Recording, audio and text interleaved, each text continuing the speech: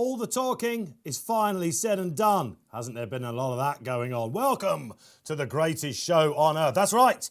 RP Live all week, every single day. Myself, Dave Orton. Thrilled to be with you, our regular viewers. If you're new to the show, this is the place where you'll find out where your money did go. And what a time we're going to have. We're covering every single terrestrial race for you this week, guys, with the sponsors Betfair on the way.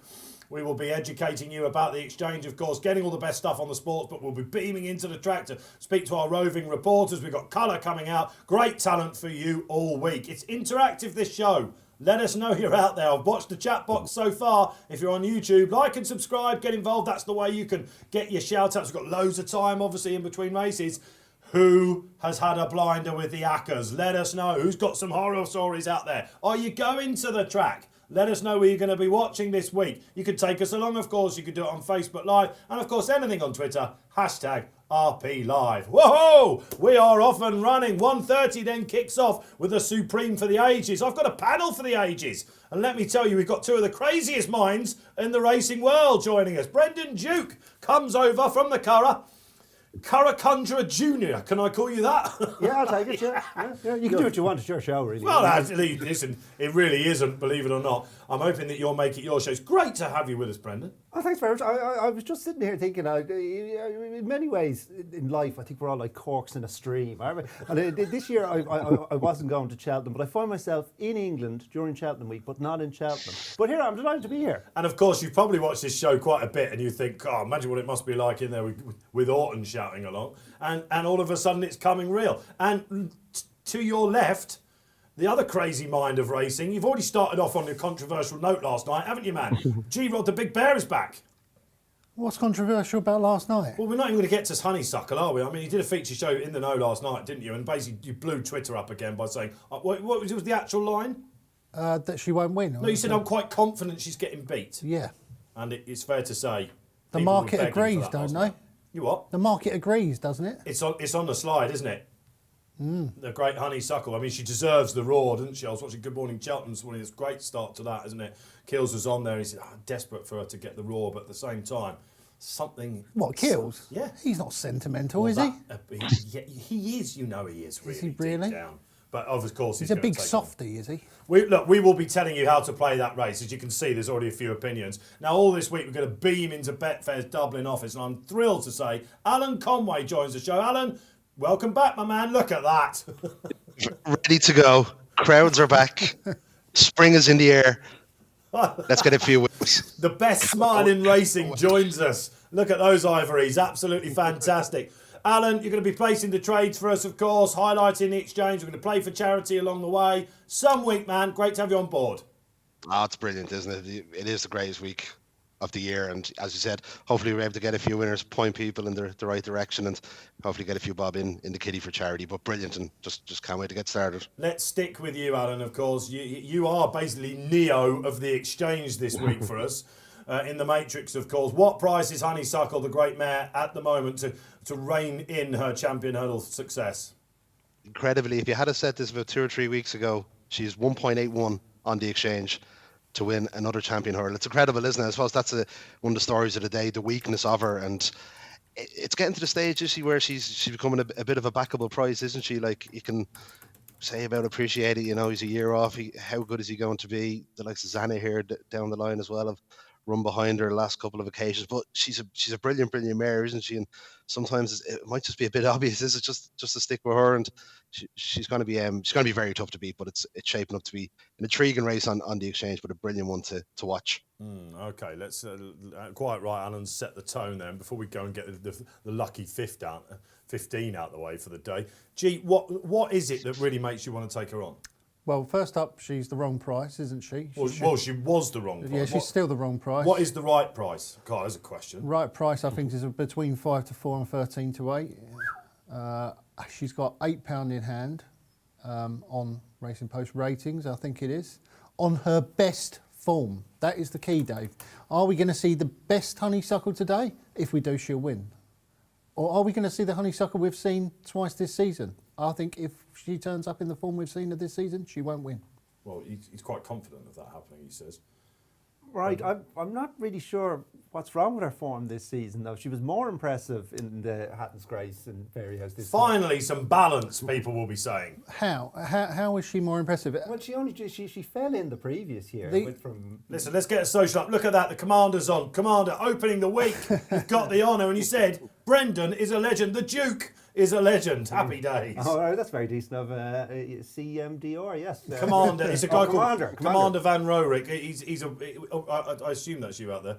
I think it's too long for the boys to type probably in there. They've got a lot going on in the gallery. We'll give them a name check in a minute. We've got our regulars out there. And of course, this isn't the first. You've done loads of postcards with us and stuff, haven't you?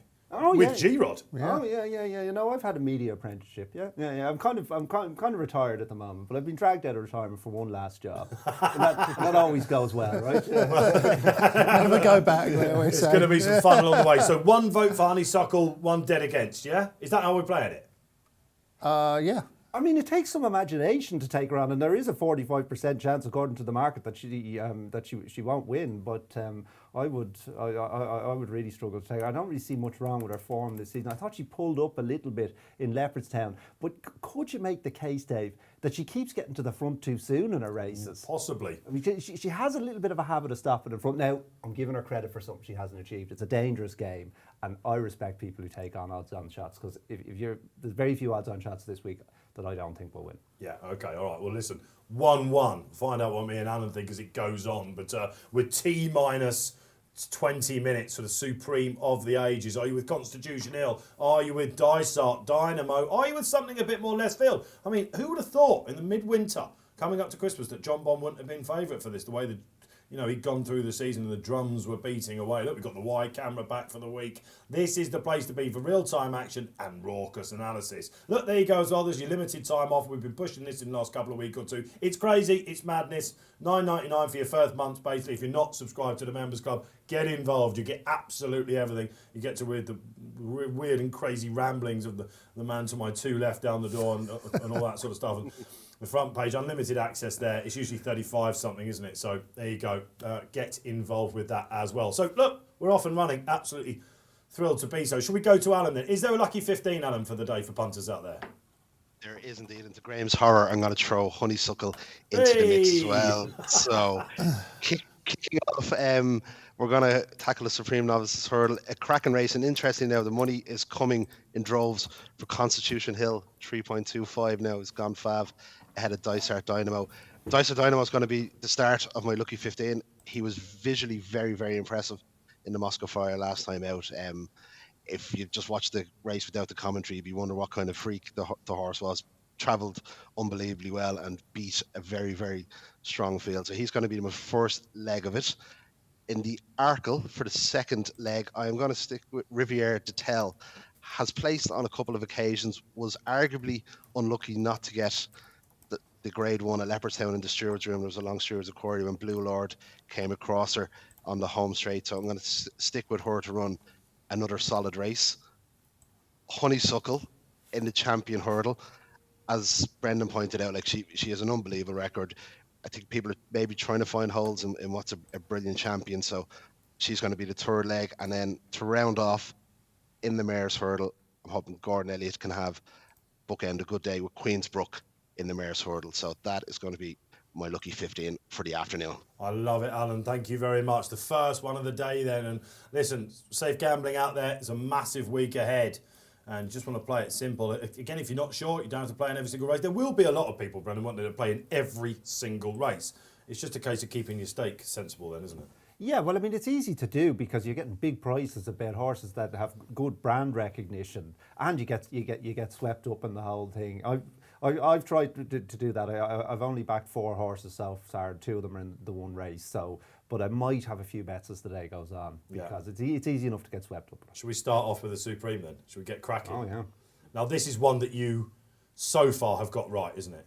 So far, in what sense? Well, you called Constitution. You were there on Tingle Creek Day. Yeah, I was there on Tingle Creek Day when he won first time out at Sandown. Yeah, and he was just one of those performances where you're standing in the stands and this horse goes by you and you're just like, wow, what is that? That looks like an aeroplane. And yeah, sure enough, all the time gurus went nuts, didn't they? All the sectional gurus loved it. Yeah. But it was one of those you didn't really need to do the clock or do the sectional. You could just see it by looking at it. It was that good. Anyone with a pair of eyes could see that we were looking at an aeroplane.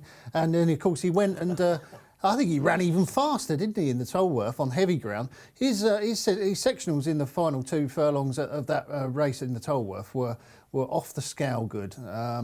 He is a potential superstar, but he isn't the only one in the race, is he, Dave? No, he's not. He's not. Well, there are a lot of ones here, aren't there? I suppose the fact that the likes of Mighty Potter, who we saw, he's very good against Three Strike Life, wasn't he? Of course, we'll have another crack at Sir Gerhard tomorrow in the Ballymore. Again, I thought he might have been a steamer, actually, but it has just been about these 2 in the market, isn't it? The fact that John Bon, loads of people, there's 2 sort of tribes with John Bon, aren't there? There are the ones that believed he's the most overhoped horse in training. That's what G-Rod... Which he is. And you stuck with that one. Yeah. I mean, you're a man of principle, I'll give you that. And there are the others that are like, this is the breeding, it's the cost, he's living up to every expectation we've got so far. But really, even at the stable, they'll be surprised if he can lower the colours of Constitution Hill, I think, here. So the market is reflecting accordingly. John Bon, are we going to watch him going down to the start, or too much made of that? Well, it's interesting with him because he's such a free sweater, but he does settle well in his races. But the preliminaries will be interesting. I mean, he won't have seen a crowd this size, and neither will Dysart Dynamo, who is getting more relaxed as he gets older. I mean, he will have probably come onto your radar, Dave, when he won that winner's bumper in Punchestown and basically pulled Patrick's arms out the whole way around. But he, in fairness to Patrick, he tried to teach him something that day by burying him in the race, and it does seem to have worked. But he's still a keen goer, and John Bond could get lit up in the preliminaries as well. But we know that Constitution Hill won't, because I mean we're in the age. Well, even though he's there, Constitution Hill, they're talking about him. It's literally. Again, 2 polar opposites, aren't they? Well, I have a friend from Clare, and they have a phrase down there for nice horses. They call them child's ponies, and this is a child's pony. Yeah. And we're in the age of Greenpeace and energy crisis and what have you. And this horse just doesn't waste a bead of energy pre-race or in the race. But the interesting thing about him is he travels really sweetly. There's no flat spots. Constitution Hill for PM, then, is what you're saying. Well, I mean, we'll see him now. We can't see him yet, but he'll just be walking around the parade ring like a lamb. But once the race is on, he just lights up. Yeah, they are in the parade ring, then going round. Oh, what a thrill to have the crowd back. We'll be giving you a roar in here as well. Best second screen experience. People call it out there, don't they? Listen, we're going to have a lot of laughs this week. Stick with us. Let us know you're out there. Keep coming in, as Kenny Ritchie has. It was all over Sir Gerhard. Love Cheltenham Festival form. So, Kilcrow. That has to be the each-way bet, surely. Second in the champion bumper. Stick with you, Brendan, on this. Oh, it was. What price was he beating on his return? 14's on or something? Yes, the shortest priced horse that was ever beaten in Ireland. I mean, is that right? No. And of course, everyone thought he was the moral winner, didn't they, of the champion bumper, G? And if you read Patrick this week, Patrick's done a lovely little piece for us, and he said at the start of the week, since we put the tongue tie on, since we started training him differently, he has taken off. And there was some sneaky support for him, wasn't there, in the last week or so? Yeah, should have won the champion bumper, should have done, but hasn't been as good over hurdles. I don't care what you say. His hurdles form is well below what his bumper form was, in my opinion. Yes, he was good last time, beating absolutely nothing, but he was very impressive in doing it. He's got a lot to prove against horses like this. If it was an average Supreme Novices hurdle, Kilcrow would be coming here and you'd be thinking, yeah, he's like your Champagne Fever and some of the others that Willie Mullins has won it with. Yeah, you'd fancy that he might go well. But this is a race with, I think, 3 potential superstars at the top of the market. And is he one of them? I'm not sure he is. Well, let's go to you, Alan, because we're watching Constitution Hill on our screens coming in. I'll tell you what, he does know he's at the races, doesn't he? If you look at him, he's having a little bit of a nail. I mean, this is a Christian of a horse and, you know, a lazy old chap, then he's definitely woken up a little bit, I think, Alan. What is it? He's now going to go off Clear Fav, is he? He is. The money's definitely telling Dave. 3.2 currently on the exchange, with just over 3.7 million matched on the win market alone. The punters want to be with him. Currently 3.2. Dysart Dynamo drifting out accordingly, 3.6 with John Bon 6.2, and then Mighty Potter 10/5. A little bit of money now for Kilcrow 9.8, but just one horse all the punters want to be with. That's Constitution Hill and Nico de Boinville. Okay, thanks, Alan. We're watching Dysart Dynamo as well. He looks all right, doesn't He looks beautifully Nice and relaxed. chilled I out. tell you, Very well. I'd be very encouraged to see that. Yeah. As we said, he is getting better at settling. But I was in Punchestown when he won, and he was on the jig jog around the parade ring. Was he? None of that today. You go racing a lot still in Ireland, don't you? I mean, I spoke to you last week saying, great to have you on. And you were at Leopardstown then, weren't you? That was last Monday, wasn't it? I Oh, think? stop! It was tumbleweed blowing across. Was it? Oh, stop! My friend who's a bookmaker, he made the point, and I think he was right. He said there were more people here at Christmas when they weren't letting people in. So I don't know how you make any sense of that. But Maybe they can recruit them as staff next year then, potentially. What do you think? Yeah, no, but I mean, that's odd. I hate to have Leopardstown on a Monday. People probably didn't know it on. But you do go racing. How much do you put on the temperament of these horses going down? Because again, a lot's been... We had a lot of talking about this race, haven't we? But if anything, it's a bit surprising. We need to have a look at John Bond. But at the moment, if anything, it's a little bit upside down, isn't it? Constitution Hill head was looking up a little bit, and Dynamo, hey, I'm happy to be here. yeah, I'd be very encouraged if I was a Dysart Dynamo backer. I'm not, but I think he's going to settle better than he ever has in the race. Are we all Constitution Hill? I'm Constitution Hill. Yeah. What are we expecting to see? Last off the bridle? Oh, well, I mean, I don't know. Dysart Dynamo will probably tank through the race. I mean, Willie Mullins' horses, a lot of Willie Mullins' Cheltenham winners don't really even come off the bridle because of that. I mean, basically that Wexford Sand gallop he has, it's like galloping through molasses. So any surface they get on that isn't that is like the road. So they tend to travel really well in their races. So maybe the last one off the bridle wins. I suppose that's the most likely thing, isn't it? A gallop like molasses, Brendan already proving his worth here. Which horse do you think is the better, Dysart Dynamo or Sir Gerhard?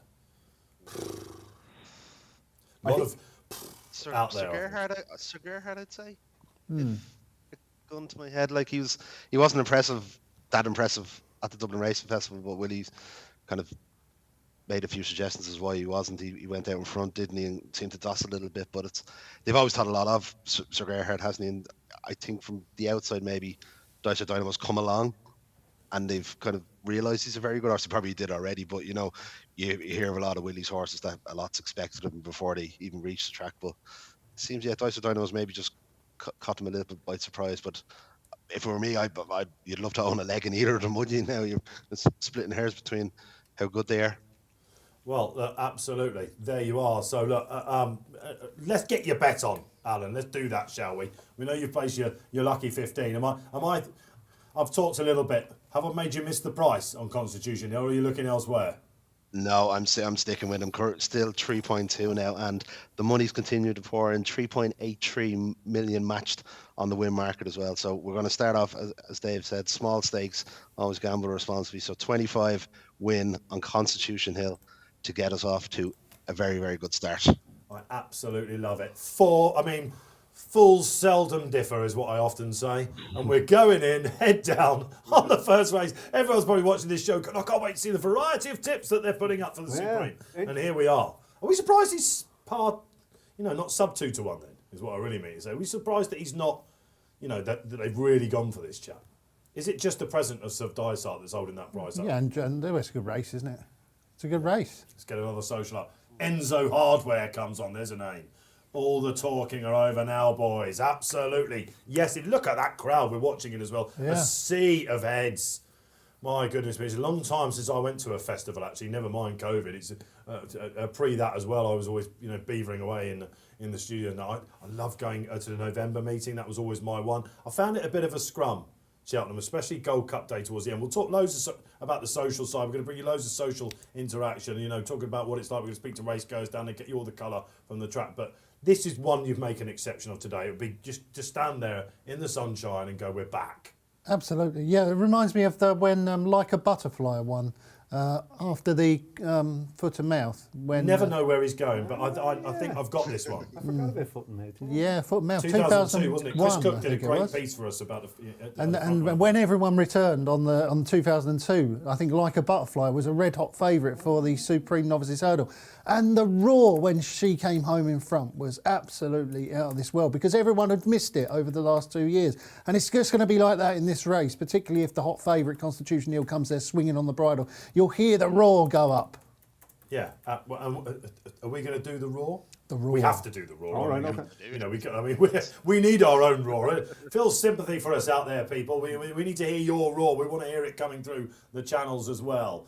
I'll tell you what, the fact that JPR won is 125 to 1 here, the Colin Tizard, having gone off nearly fab for the Betfair hurdle. I know he obviously ran a stinker there, but he's a very nice type of horse, isn't he? Chinned on his only previous run. That shows you what sort of race this is. Yeah, it's kind of an unbelievable sample that 4 people would pick the same horse in this race when there are 5, well, I would say 5 legitimate contenders. And if that bring on the night, if his jumping improved from Nace, now it's a big ask. He only made his hurdles debut a couple of weeks ago, and he did kick a few hurdles out of the way. But he looks to have a big engine, and you're even given for an absolute shout for JPR1.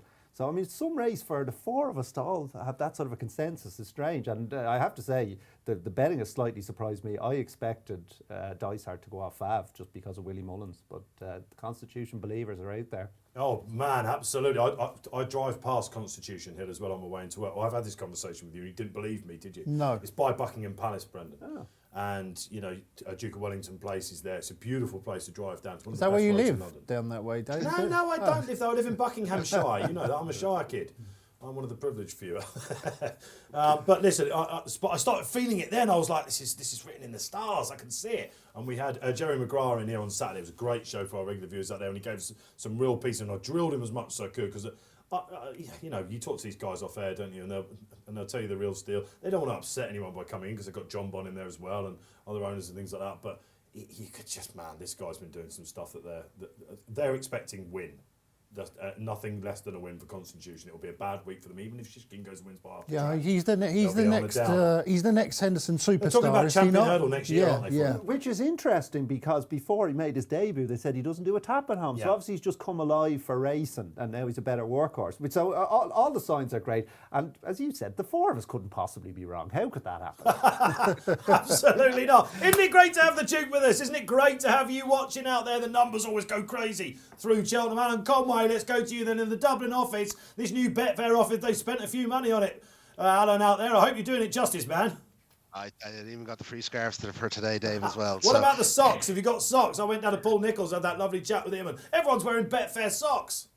I'm not in the privileged few, Dave, unfortunately, yet now. Maybe if I get a winner or two this week, they might grant me a couple of pairs, but I think I'll have to work a bit harder for them.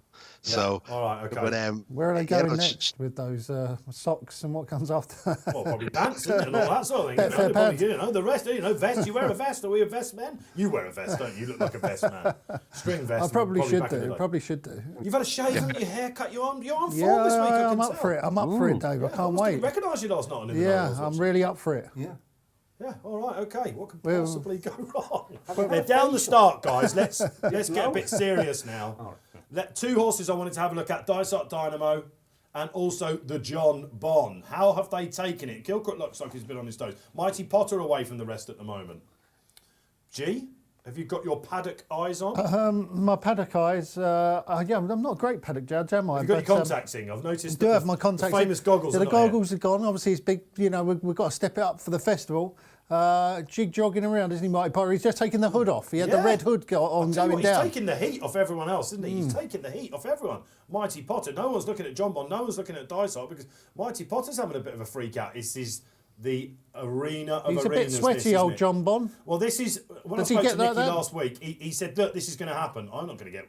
He goes, "If he doesn't do it, I'll be a little bit worried about it." It's just. As Brendan says, if he settles like normal, he'll be fine. And he's the one horse in the race, guys, isn't he, that if he gets a proper pace to aim at, we definitely haven't seen how good he is by a mile yet, have we? Yes, and there should be a good gallop on here. I mean, Dysart's been pretty one-dimensional over hurdles. It's only 2 runs, but surely this will be run at a good pace. Yeah. But Constitution Hill lining up in the front rank as well, because you can do anything with him. He's a child's pony. Look at John Bon up there, Yeah. Constitution up there, Dysart's Silent up there. Revolution.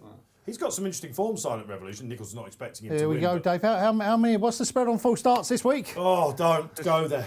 Don't go there. Are we going to have one in the first? We don't 2 start roars. We winding could have everyone 2 up. roars. One for the full start and one for the real start. We're definitely not having that because do you remember last year you were livid with the starter all Oh, week, weren't you? yeah. No, You wanted the week to end, didn't you? well, because they have to do that silly. They have to do that silly standing start, don't they? You know, they have to do that standard. It's really, really annoying. Here we go. The flag's up, Dave. Dysart Dynamo goes off Fav. These markets, you're like, it's like Is trying that to trap right? lightning. Yeah. Oh, there's the breaking news Here out we in go. Conway. All right, okay then. Good luck, everyone. 2022. Oh, no, it's gonna be a come on, standing Dysart. start. Jeez, Oh, called it. he's Oh, gone. that's not what you want to see if you're on Dysart Dysart's Dynamo. gone. He's gone. He's off. Is he coming back? Oh, please let him come back. My lord, if he went off Fav, he ain't going to go off Fav when the real start happens. No, Where's the he gone? market, Oh, the there he market is. has reacted. They're now joint Favs. This is happening in real time. They're joint Favs. Go on, Alan. Go on. 3.5 the pair, Dysart Dynamo and Constitution Hill, but the money just before the off came for Dysart Dynamo. But the backers might just be a little bit concerned about seeing that false start as well. He's very jig-joggy, isn't he? And he's definitely ready to go. But currently 3.35 Dysart Dynamo, Constitution Hill 3.7, and interestingly a bit of money for Kilcrut 7.4 with 5 million matched on the win market on the Betfair Exchange. Look at Alan, he's absolutely buzzing, isn't he? You can tell he's really up for this. This is what I love, Alan. That's absolutely fantastic. Listen, let's hope there are no children around Willie Mullins at the moment because the air's going to be blue, isn't it? Well, that's not ideal. Although I do remember Classical Dream doing something similar. There's the roar, absolutely. There's the Yes, Classical Dream did do something very similar. But John he Bond's got not a messing freebie. around. Right, they're eyeing over the first. This is Dysart made a fascinating, mess of isn't it? that. If you're on Constitution Hill, as we all are seemingly, this is what you wanted to see. John Bond, that's a real surprise to me. Yeah, they're up there trying to spoil, do you think? He is going off like a scolded cat. Are they trying to spoil? Well, I don't know. I think John Bon has settled beautifully. In fairness to him, I think he'd be happy enough. Dysart is running a bit keen. You must be very used to this because it looks like a maiden hurdle at Punchestown. You've got 2 tries up the front, and 10 out the back that are waiting for a mark because we've got 3 races, haven't we? But what's that sitting in third, Dave? Is it a monster? Well, this is absolutely. Let's hope he does come up the hill. The Constitution. This is what I mean. This is almost mix of. I don't want to say team tactics, but this is going to plan for Team Henderson at the moment. Oh, he's made 2 sloppy jumps at the first 2 flights, Dysart. Dysart, and he was quite clever there, Constitution. Don't forget, Constitution hasn't had to come off the bridle so far. He has at home. They've had some flat horses in there getting him off it, but he was guessy there. He got away with it. Mighty Potter in the midfield. Kilcrut. Patrick Mullins, riding him cold, no pressure on me, he says, let's see what I've got. Silent Revolution out the back, Bring Me the Night is out there, JPR1 and the back marker of them all. Shall we have one more who also won on Constitution Hill Day in the first, and he's a really, really good horse. Bit surprising he's not going for a handicap maybe, but we'll see what he's got. This is some race, isn't it? G on the far side. Yeah, they're absolutely flying along. Dysart Dynamo in front. John Bond's doing it so easily there, Dave, isn't he? In second, and he's flown that one. Good jump by Constitution Hill in third. It is 2 races, 3 superstars right up the front. Well, something we do in here, Brendan, a lot is look at the clock, and Dan Walsh, our producer today, is going to me, it's 37, it's 37. He always says 30. So you know when you're at Cheltenham, don't you? 37 miles per hour. Alan, let's come to you. We're at what? Around about 5 out. Yeah, Dysart Dynamo 4.7 currently on the Betfair Exchange. Constitution Hill 2.62 and John Bond 7.4. But if you were on Constitution Hill, you'd be very happy, wouldn't you? Dysart Dynamo took a bit of a pull over the first couple, but it's set up for a cracking finish, isn't it? The first 3 pulling a little bit clear of Mighty Potter in fourth. Kilcruit's in trouble. Kilcruit's being pushed along. Is he?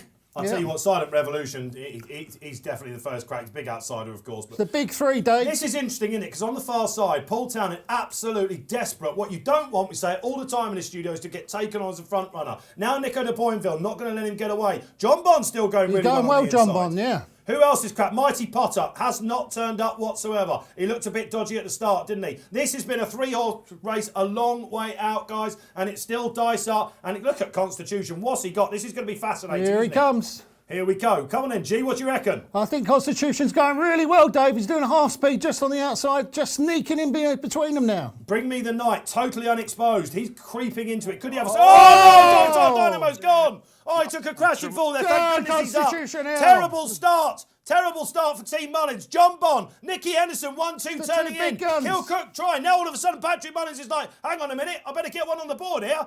Bring Me the Night, still being ridden cold. Surely it's only these 2. John Bond not great there. Here we go. Constitution Hill, come on the hill. This This is airplane. the roar. Here Look it at goes. this, off he goes, Off he goes, boys. right. Look at Constitution Hill. Whoosh. He goes off the bend. This is absolutely sensational. Brendan There we Duke is go. rubbing his hands. We got one more. Please no Annie Powers. He'll wing the last. Just the last one to go. Just slow down a bit, Nico. You're going too quick, man. Oh, up in the first race. The hills are alive with the sound of He's Cheltenham. absolutely You can hear miles Adam ahead. Conway in the back. This is unbelievable What a scenes. horse. Not Brilliant. a disappointment inside. Nico de Boinville punches the air. We're off and running. Everyone is absolutely over the moon. And Nicky Henderson, 1-2. Kilcrook back in third. Bring me the night in fourth. The rest, absolutely. In fact, did we have another finisher? Alan Conway, tell us the story of the market. That was very, very, very impressive, wasn't it? Just a brilliant performance to get us off to a very good start. He hit a high of 4 in running, so people were fairly confident all the way through. And it's the question, isn't it? How well was Dysart Dynamo going when he fell? But it's going to take a very, very good horse to lower Constitution Hill's colours, isn't it, going forward? A brilliant start to the meeting, and just what we wanted to see. And well done, Alan. Well done, Alan. It's only downhill from here, old boy. I might have my socks now, Dave. You never know. Yeah, absolutely. We all want some socks, please. Lauren and Anna, if you're listening, and all the team at Betfair. Absolutely. Still livid I haven't got mine. Listen, all right, let's bring it down a little bit. Dysart Dynamo unfortunately fell 2 out. You had to say he was in trouble. Was it a tired, messy fall? Well, he'd done plenty, hadn't he? We don't know what he would have found, but I mean, how would he have beaten that horse? The Constitution Hill, we mentioned before, that he's a child's pony in his personal life. He gets on the race course. He's a stone killer, isn't he? Yeah. Oh. I mean, I don't know what they're going to do and whether they're going to stay hurdling or go chasing. He was a point-to-pointer, of course. They can do what they want with him, though. He got beat in his point-to-point, didn't he? So. Yeah, true. He made a mistake at the last, I think. I'm thrilled for Michael Buckley and Barry Gerrity and Nicky. Lots been said about it. 1-0 to the Brits as well. Right. Well done, lads. Well done. Let's enjoy it while it lasts. I mean, the thing is, I think this is slightly overdone. I was roaring on Constitution Hill as well. Yeah. Because we've all got to eat, Dave, you know what I'm saying? Oh, well, absolutely right. And I wonder when it did become so partisan. Again, we could talk about it. It's a bit of fun. It's not serious. Like, for us Brits, we're having a bit of a laugh. You know, in football, you see it all the time. City fans give United fans a dig. The British and Irish thing, it's not a serious thing. It's been taken seriously, I think, by too many people. It's just a little bit of fun that we're trying to have. Trying to build up a little bit of fun.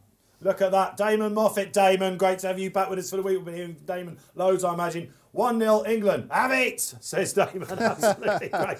That might be the only time we get to say this. Listen, we've got the Arkle coming up. I bet Edwardstone tightens up a point or two. Mighty Potter pulled up. Hopefully he's all right, isn't he? But this was a 3-horse race from a long way out. Yeah. We're just watching. He reached for it, Dysart, didn't he? Thankfully, straight up on his feet. Yeah, whether, I'm not sure Townend wanted to go long. I think the horse just took off out of his hands. He's a willful beast, but he'll be back, as you say. He bounced back up, and he's normally a very accurate jumper. But there were some jumps from Constitution Hill. The one at the 4th last, he took off at the wings of it. And even the one at the last. Yeah. I mean, he's just playing to the crowd. I think he pricks his ears at one stage here just to let his supporters know that I've got this. What a beast. The change of gear was very good, wasn't it? Even from like the second last to the last, like Nico's not really asking him, but he's just stretching away, isn't he? And it's gonna be fascinating. Where would you go if you owned him yourself? Would you stick with hurdles next year and take on Honey if 100%. She gets there next year? You can go wherever you like, and that'll win whatever you want. Oh, yeah, it's that good. I tell you what, you got your pecker up now. We'll get to this. Andy Sim, welcome back. Andy Sim says, boom! Come on, next, great start. Edwardstone next.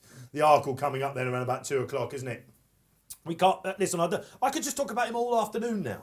It's easy. We can retire now, can't we? I mean, you feel like I'm inclined to get carried away with horses like Envoy Allende. There's a list of them because it's nice to believe in something, isn't it? And like, if you wouldn't get excited about a horse, is that like Istabrack? I think they're going to write poetry about him someday, Dave.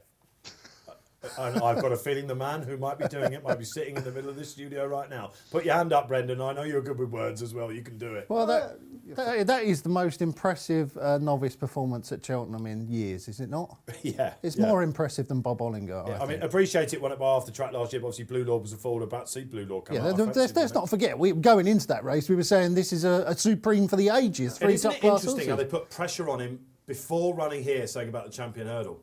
They know what they got. And everything that we've been... Look, we even got a bit of stick. You know what it's like? You sit on two sides of the fence for going a bit too Constitution at the weekend with Jerry. And Jerry McGrath, by the way, will be on the Good Morning Cheltenham tomorrow with Dave Jennings and Nat Green and Keels. And, of course, Shishkin coming up as well. I spoke to Nicky last Wednesday, and I had heard that at the previous weekend when he was 0 from 18, he was snappy. And I heard from one of our reporters who said, good luck. And I phoned Jerry just beforehand and said, is it a good time to ring him now? And he went, yeah. Call him now. We've just done the last work. And Nicky was in a really good mood. And you can see why, can't you? So look, if you're on Dysart Dynamo, there's 27 more races to go. Fear not. And the John Bon, what do we make of him out there? Was he a little bit of a sacrificial lamb, John Bon? I thought he settled beautifully in the race, and I think with a horse like him, when he's such a strong traveller, why wouldn't you have him in that position? It wasn't like they went too fast up front. I mean, there were only 3 horses in the race, as you said, so you could argue he was in the right position. And I'm delighted John Bond stayed in there, because you could, in one sense, you could pick holes in that form because Mighty Potter, Kilcrut and Dysart, they fell asunder, and Dysart fell. But you know John Bond's a good horse. G-Rod was right, he may not be as good as his price tag, but he's a very useful horse, and he has been humbled by Constitution. Yeah, John Bon is going to be a very good horse. Yeah. You know, I don't think there's any doubt about that. It's about whether he was as good as all the hype suggested he was going to be. You know, the brother to Duvan, the 570,000. I'll be surprised if he's next year's Arkle horse, isn't he, John Bon, probably? Well, I'm hoping Constitution Hill is next year. Do you think so? You would go fencing with him? Well, I would. I mean, I don't know what the owner's plans are, but if I bought a pointer, I'd be buying him to go and chase him. I'd be surprised, because I think that these trainers look at what they've got, and obviously they've got Shishkin, haven't they, in the 2 mile? Yeah, true. He's going to be around for hopefully a little bit longer. Are they going to want Constitution Hill Shishkin? Alan, what price, please, when you get it on the sportsbook for next year's champion, please, Constitution Hill? I think we'll be seeing that rather than the Arkle price coming up.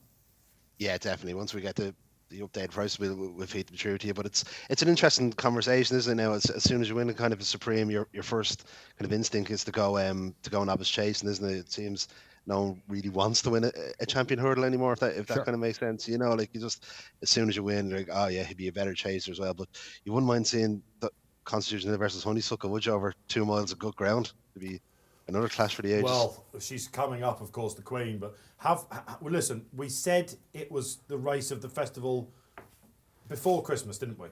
And it's a little bit like at Royal Ascot, isn't it, when they start off with the best races? You know, then you've got a long week ahead. It does feel like that is going to take some topping. But could we just be in for the best festival ever? Let's hope so, Dave. Yeah. Socially, everyone back, the world coming back to where it should be, which is a celebration in itself.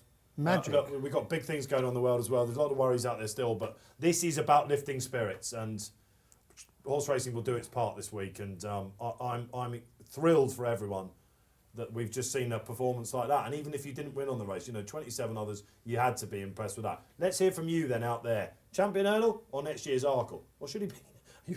Bearing in mind you've got Shishkin as well. They've got the 2 mile. Chase division wrapped up, haven't they? He's very light on novice chases this year, Nicky Anderson, isn't he? Very light. Yeah. In fact, has he got 1? Yeah, true. Dysart.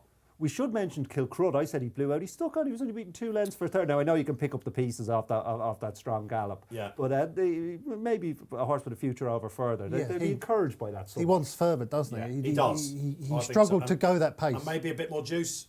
Might maybe. Well, let's get the time of the race. Well, Duncan Edwards comes on and says, that run was Easterbrook-esque. Yes, I make you right, Duncan Edwards. Thanks for getting involved, man. Keep with us this afternoon. Great numbers out there already. Great feedback. Let's have it keeping coming in. Are we looking at a champion hurdler? Is this the one that will depose Honeysuckle? Will it happen this afternoon? Let us know. We've got it all coming. It's the Arkle next, though. There's the Betfair SP. What was it in the end, Alan? He went off he was a Betfair SP of 3.61. Interestingly, the money did come for Dysart Dynamo just before the off, despite him blowing the start at the beginning. But yeah, 3.61 Constitution Hill. So it's a great thing about the exchange, isn't it? Can flip flop right up to the start and even in the race as well. But yeah, it was a brilliant performance, doesn't it? It sets the tone for the week ahead. Isn't it incredible? There was 3.5 million matched there at one stage, and we're relatively confident that Constitution Hill is going to go off Fav. And then, how late are these lads putting the money into the ring and into the exchanges? Yeah. I mean, it's like trying to trap lightning in a bottle, trying to predict how they're going to go. Listen, you've got a rival for the puns today, so listen, we're going to have some fun. Isn't it great to be here with myself, Dave Orton, G-Rod, Brendan Duke, and Alan Conway from Betfair along the way. Great stuff. So, all right, let's get them. We're moving on. I can't believe it, but we are. We'll get you all the RPRs from it. We'll look at it. We'll look back at that a little bit later on. He's probably gone higher than the 165 I've appreciated, you'd say, wouldn't you? Yeah, I would have thought so. Oh, God, can he? I mean, 165 is pretty high, isn't it? We're not looking at 170 in a Supreme, are we? Oh, maybe. Listen, you're talking to the handicappers here. Yeah, I mean, Is it possible? hey, they just don't do that though. They just don't do that with novices. What's They don't Mel give them Rose that- thinking at the moment? that- We should call him up. No, shouldn't we? Mel Rose is always the one who puts the dampener on things. You see, Well, I'm what a the one- surprise. I'm the one who likes to go the big figure, and then he says no. See, so Yeah. we sort of balance each other out. Well- I bet he would be arguing for 165. Oh my lord! What? But I mean, you've got to rate it through John Bon, obviously, haven't you? And then probably Kill Quit, I suppose. But all right, and Bring Me the Night, of course, was fourth, and he looked like maybe a star in the making as well, I think, at one point. But look, we've got to move on. It is the Arkle, one of the races of the entire week. All the greats have won it, haven't they? Basically, and usually it's a race that cut up. Not this year, of course. A lot of people are saying this is the weakest novice chase of the week, Alan Conway.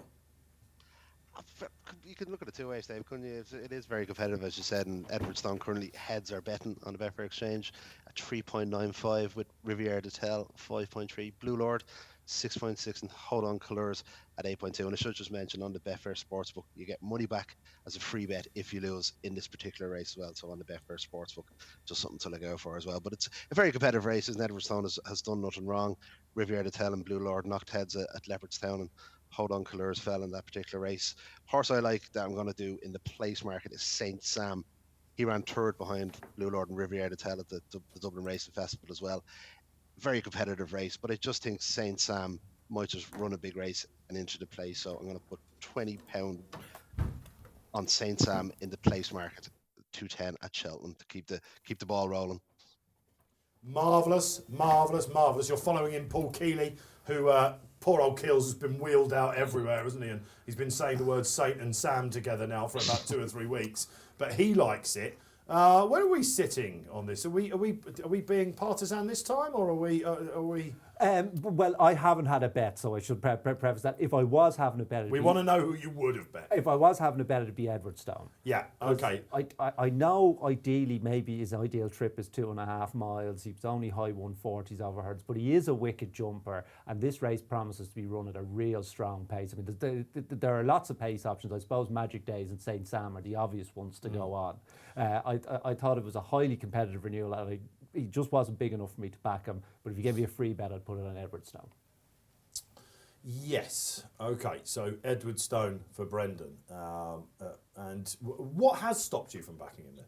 I can make a case for so many. Riviere de Tel, Blue Lord, Olan Colour, even Cours Sublime. I don't think this is a highly competitive renewal. It may well be the weakest novice chase of the week, but I think the reason for that is that bar Fernie Hollow, all the novice chasers have got through the season unscathed. So you're dealing with 4.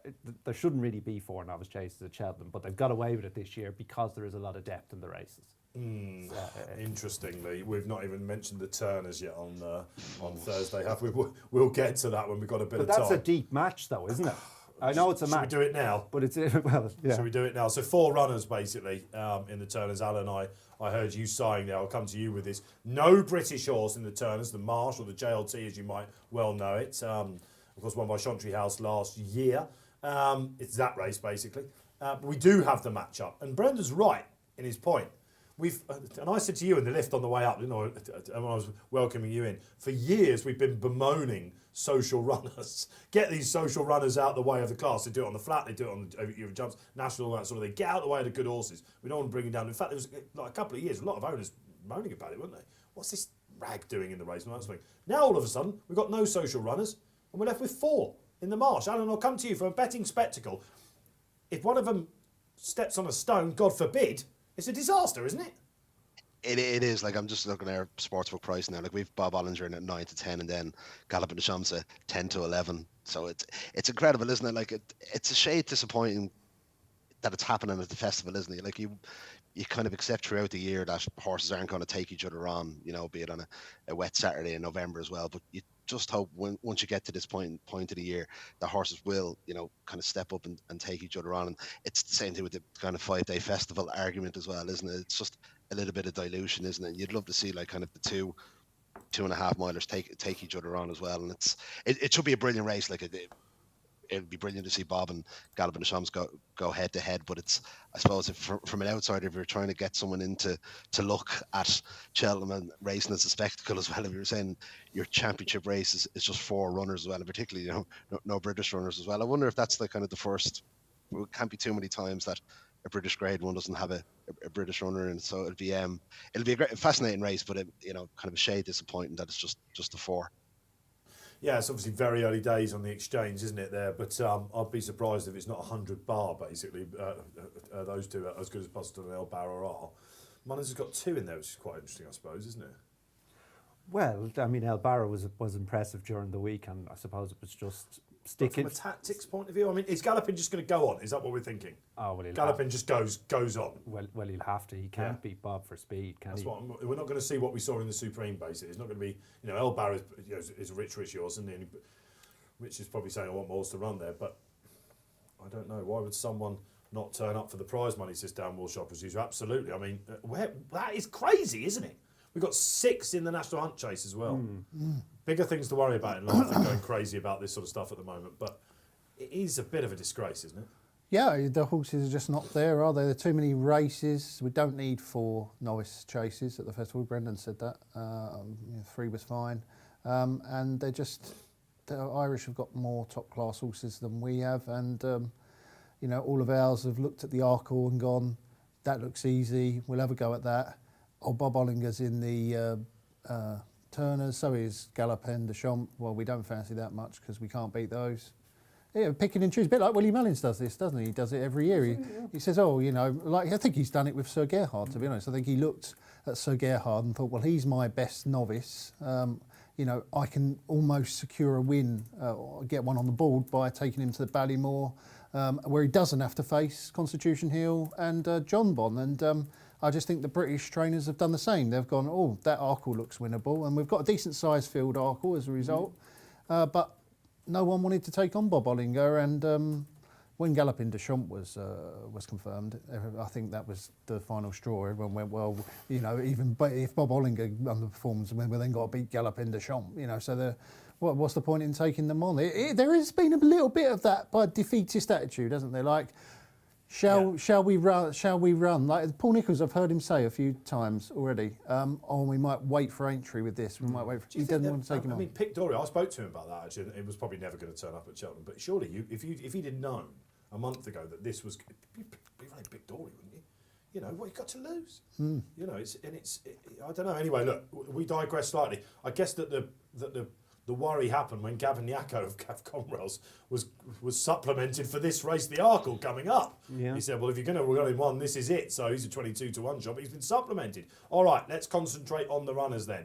Alan likes St. Sam. G-Rod, who do you like? Oh, yeah, I'm with Edwardstone, all the way. I think that he's absolutely bomb-proof kind of horse.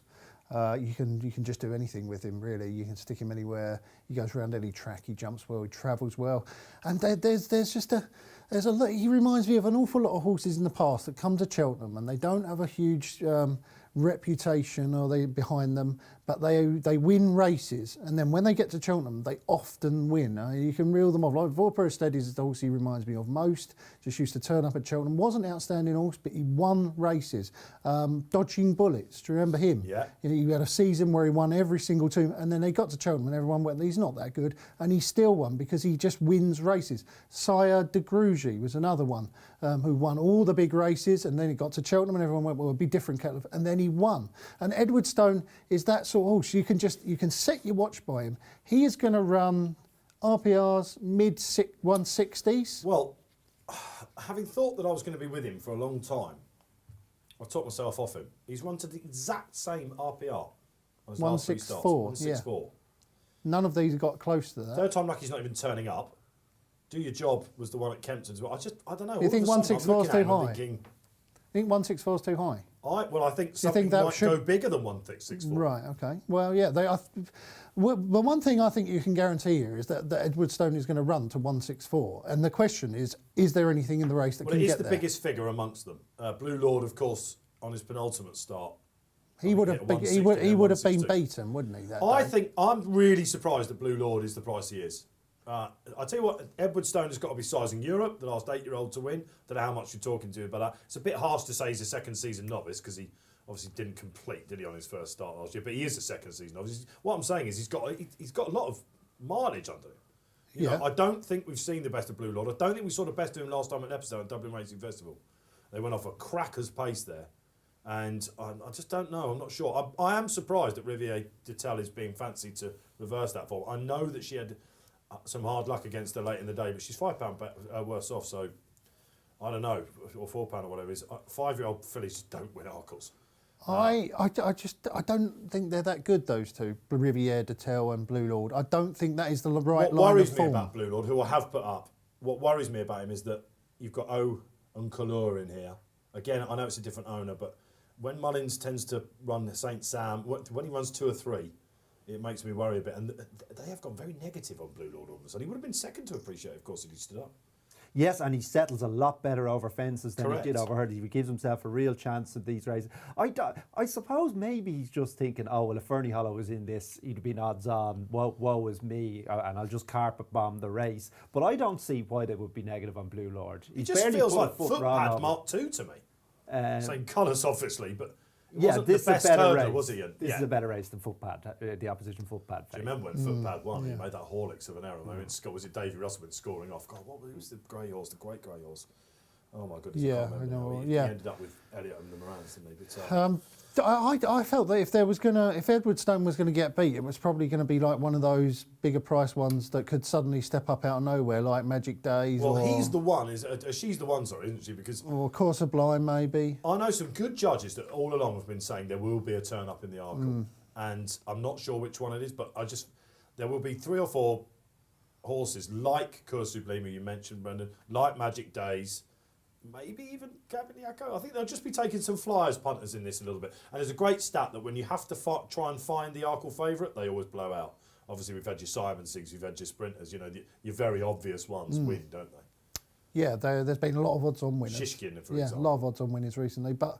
Yeah, thankfully we haven't got that this year. Usually this is the race, isn't it, where you end up with about 5 or 6 runners and you have a Shishkin or something. I don't know, the world's gone mad, hasn't it? You know, this is what the National Hunt Chase should be, isn't it? So perhaps we've been a bit down on the National Hunt Chase then, because we don't usually mind if we've got a superstar running in an Arkle that there's only 3 rivals against them.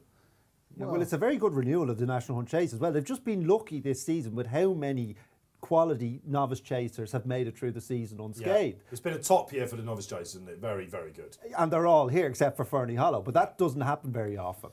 So next year it could be really thin on the ground. But anyway, we're here this year. Could be the best festival ever. Constitution Hill win. We're feeling positive. I think it's going to be the best festival ever. You're made for this show. I knew you were. Well, no, no. I believe the hype. I like to. Are you a Guinness half full man? Yeah. Well, I mean, I haven't got much to complain about, Dave, have I? Brilliant. Really, no. Quite right, and we're certainly not complaining that Brendan Duke's sitting with us. Alan, let's bring you back in then, all the way over there in Dublin. He's got the most famous smile in racing, just got even bigger. Look. Beaming Dave. What could be better? We've had a winner in the bag already, and rolling on to another cracker of a Grade 1, and it's a quite enough marker now. 1.48 matched on the win marker on the Betfair Exchange. Edwardstone 3.9, Riviere Detel 5.1, Blue Lord 6.6, and Hold On Colours at 8. Not much in the way of outsiders as well. I think people are probably fishing out their wheelbarrows from Constitution Hill as well and ready to get stuck into this Arkle chase. But yeah, it's a fascinating contest, and I'm sure it'll be another cracker of a race. Well, thank you very much, Alan. And I mean, Edwardstone obviously going to go. Again, I'm amazed that they're not closer, Blue Lord and Edwardstone in the market. It'd be nice to see Alan King have a big winner again at the festival. I don't think any of us would complain about that, would we? Kingy's one of the good guys out there. Yeah, no, it'd be great, wouldn't it? And yeah, he had loads of winners, didn't he? Loads of festival winners back in the day. He's won this twice, hasn't he?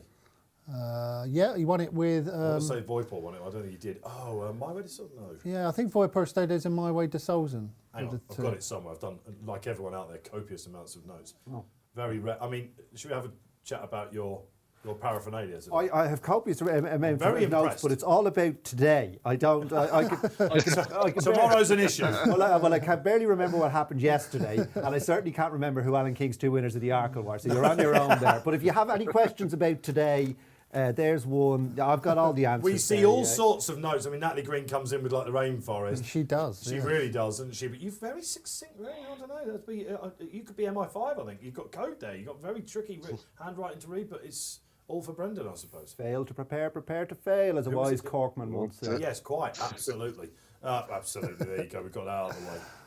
I'm looking for a time actually in the first. We're hearing track records, by the way, as well, Constitution Hill. Yeah, Track they went records. some clip in fairness. Wow. 37 miles per hour, the clock went.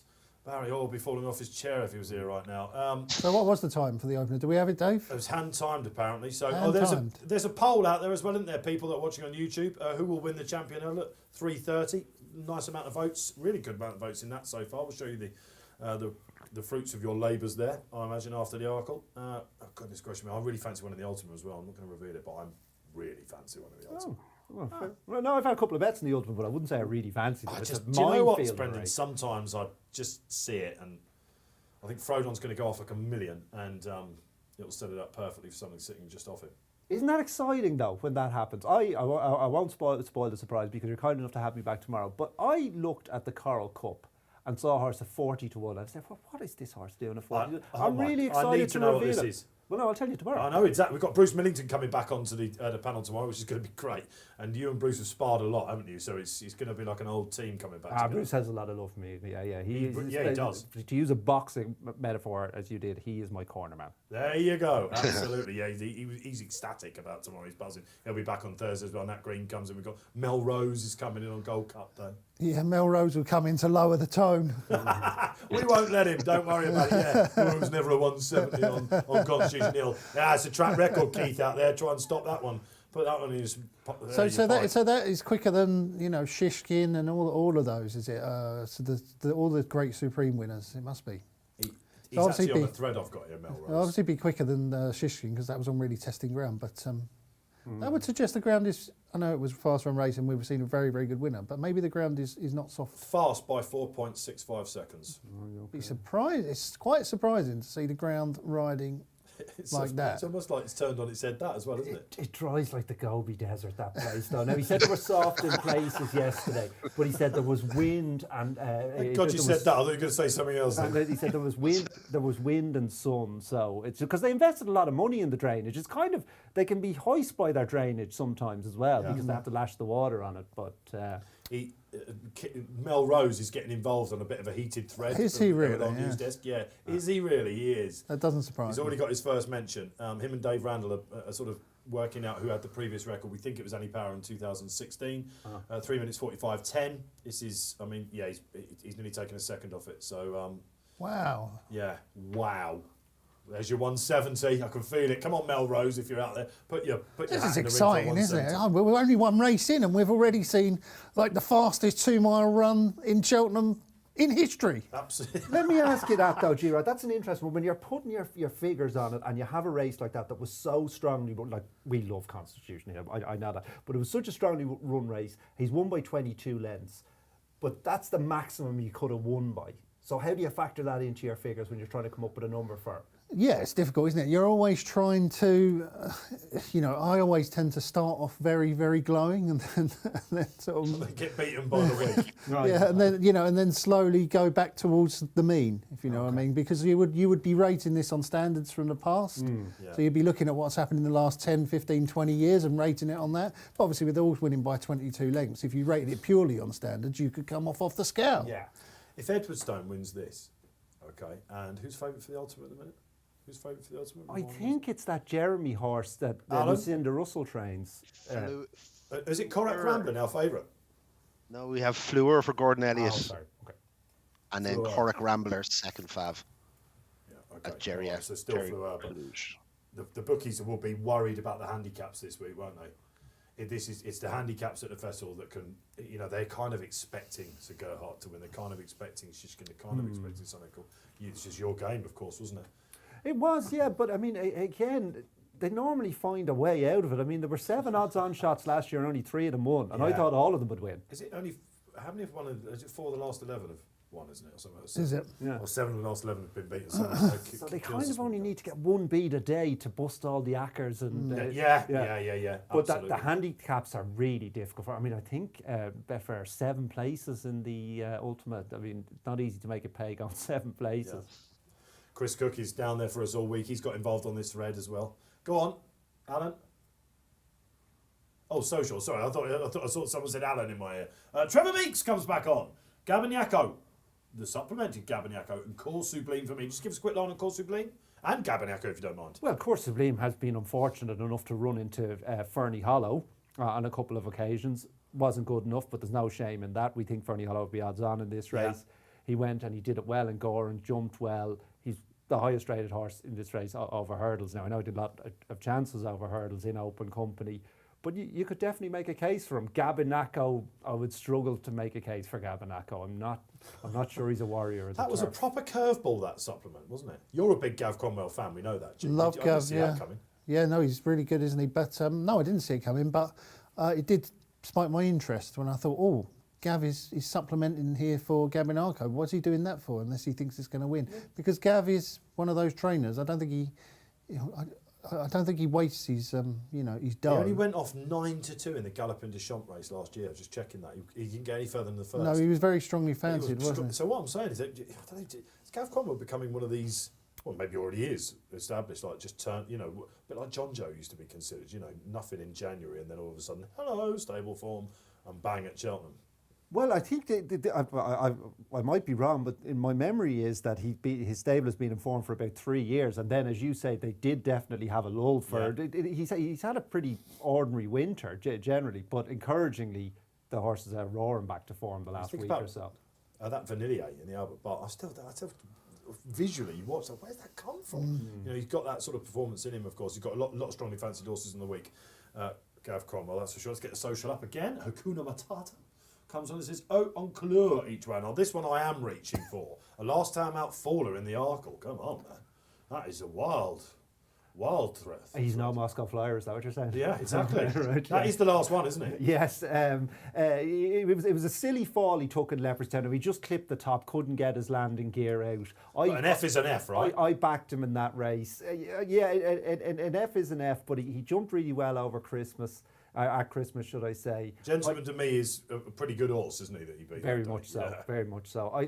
I give out on Calora a right chance. He'd be my second choice in a race I'm not having a bet in. I've now given you 2 selections, but if I was to rate them, I'd go Edwardstone from Out on Calora. All right, okay, we're getting closer to the Arkle. It's coming up, isn't it? Well, it's 2:10, isn't it? So we should be very close. We get spotlight verdicts there. Okay, who's done this? Riviere de Tell. Spotlights for free here on the show. That's what you get, basically. Premium contents. Richard O'Brien, one of our more established writers, he's napped Riviere de Tell as well. Wow, they have to nap in the big race, don't they? They don't have to, but Richard Austin, who runs our Spotlight division, that's what he tries to encourage it, isn't it? And here we are, because you can't nap. Yeah, maybe, yeah.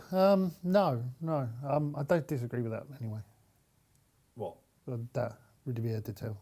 You don't disagree with it? No, I disagree with it. Yeah, I know. How can that possibly be? I would be really surprised if she won. How can that possibly be nap material? She just ain't good enough to win this, surely. Yeah, that's a huge call. What are you basing that on?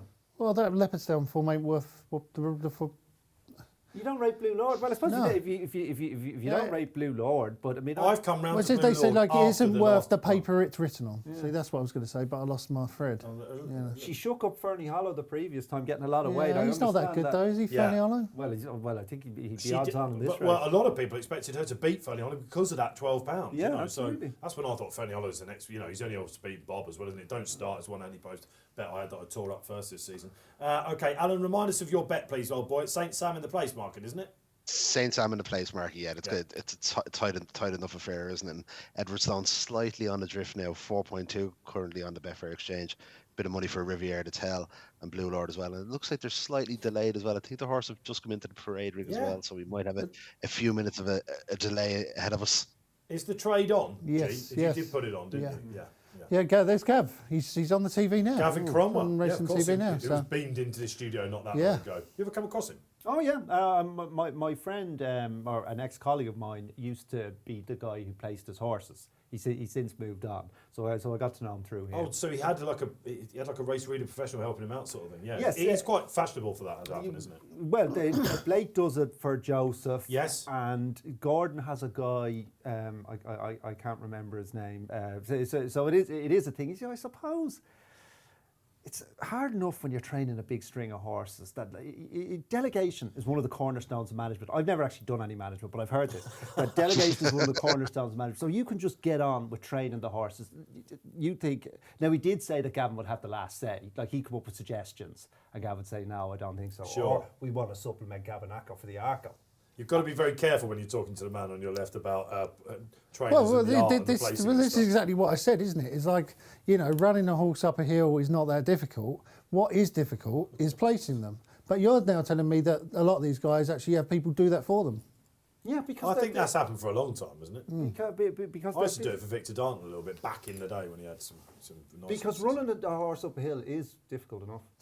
Well, it's not difficult to run a horse up a hill. Yeah, but his it's dad's been difficult- doing it successfully for a little while as well. Hit back at it, get him back. We like this. Well, I would guess when you're dealing with finely tuned athletes, I mean, I don't really understand horses and biomechanics. I can't believe that any horses stand up to training because I've seen their legs and they're so thin. But just trying to get them to peak for a certain race, that can't be easy to have them.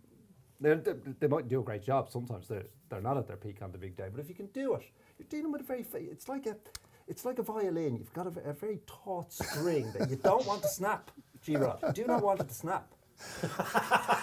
I've got a picture of you now. I'm visualising trying to play this now. I mean, he got very lucky because Betfair were seriously considering taking him down to ditchy, and then probably we went into full lockdown on him, didn't we again? And but Paul Nicholls, let me tell you, he's keen to get you on one. Take you in him and Chris Baker and sit there and do it. But when you I'm go not into these a stables, great rider. You see all these boards, May don't you, with surprise different you. coloured horses, the work and you do think sometimes, you've got to have a proper team of secretaries. haven't you, Yeah, it's to just do this? being organised, isn't it? Yeah, I would have him down. Have you seen my calendar? Have you seen the way I've got No, that would make my head hurt. What Oh, it's just like, happens? what is it? The board they call it. Yeah? You've Yeah. got a board, have you? Well, I have a metaphorical board for all the jobs I have to do. It's just like what anyone does, isn't it? You have a system. I have a system. Mark Johnson says, I don't care whether you're flipping burgers or training race horses, it's all about system. Exactly. But you're constantly refining your system. There's a skill in that, right? I think perhaps it's more yeah. likely he'll be doing the former before the latter, of course. But So are we proving my point here or not? I'm lost. No, I take your point, but I just think... All I'm saying is that like what they're doing is just the same as what someone else does in their job.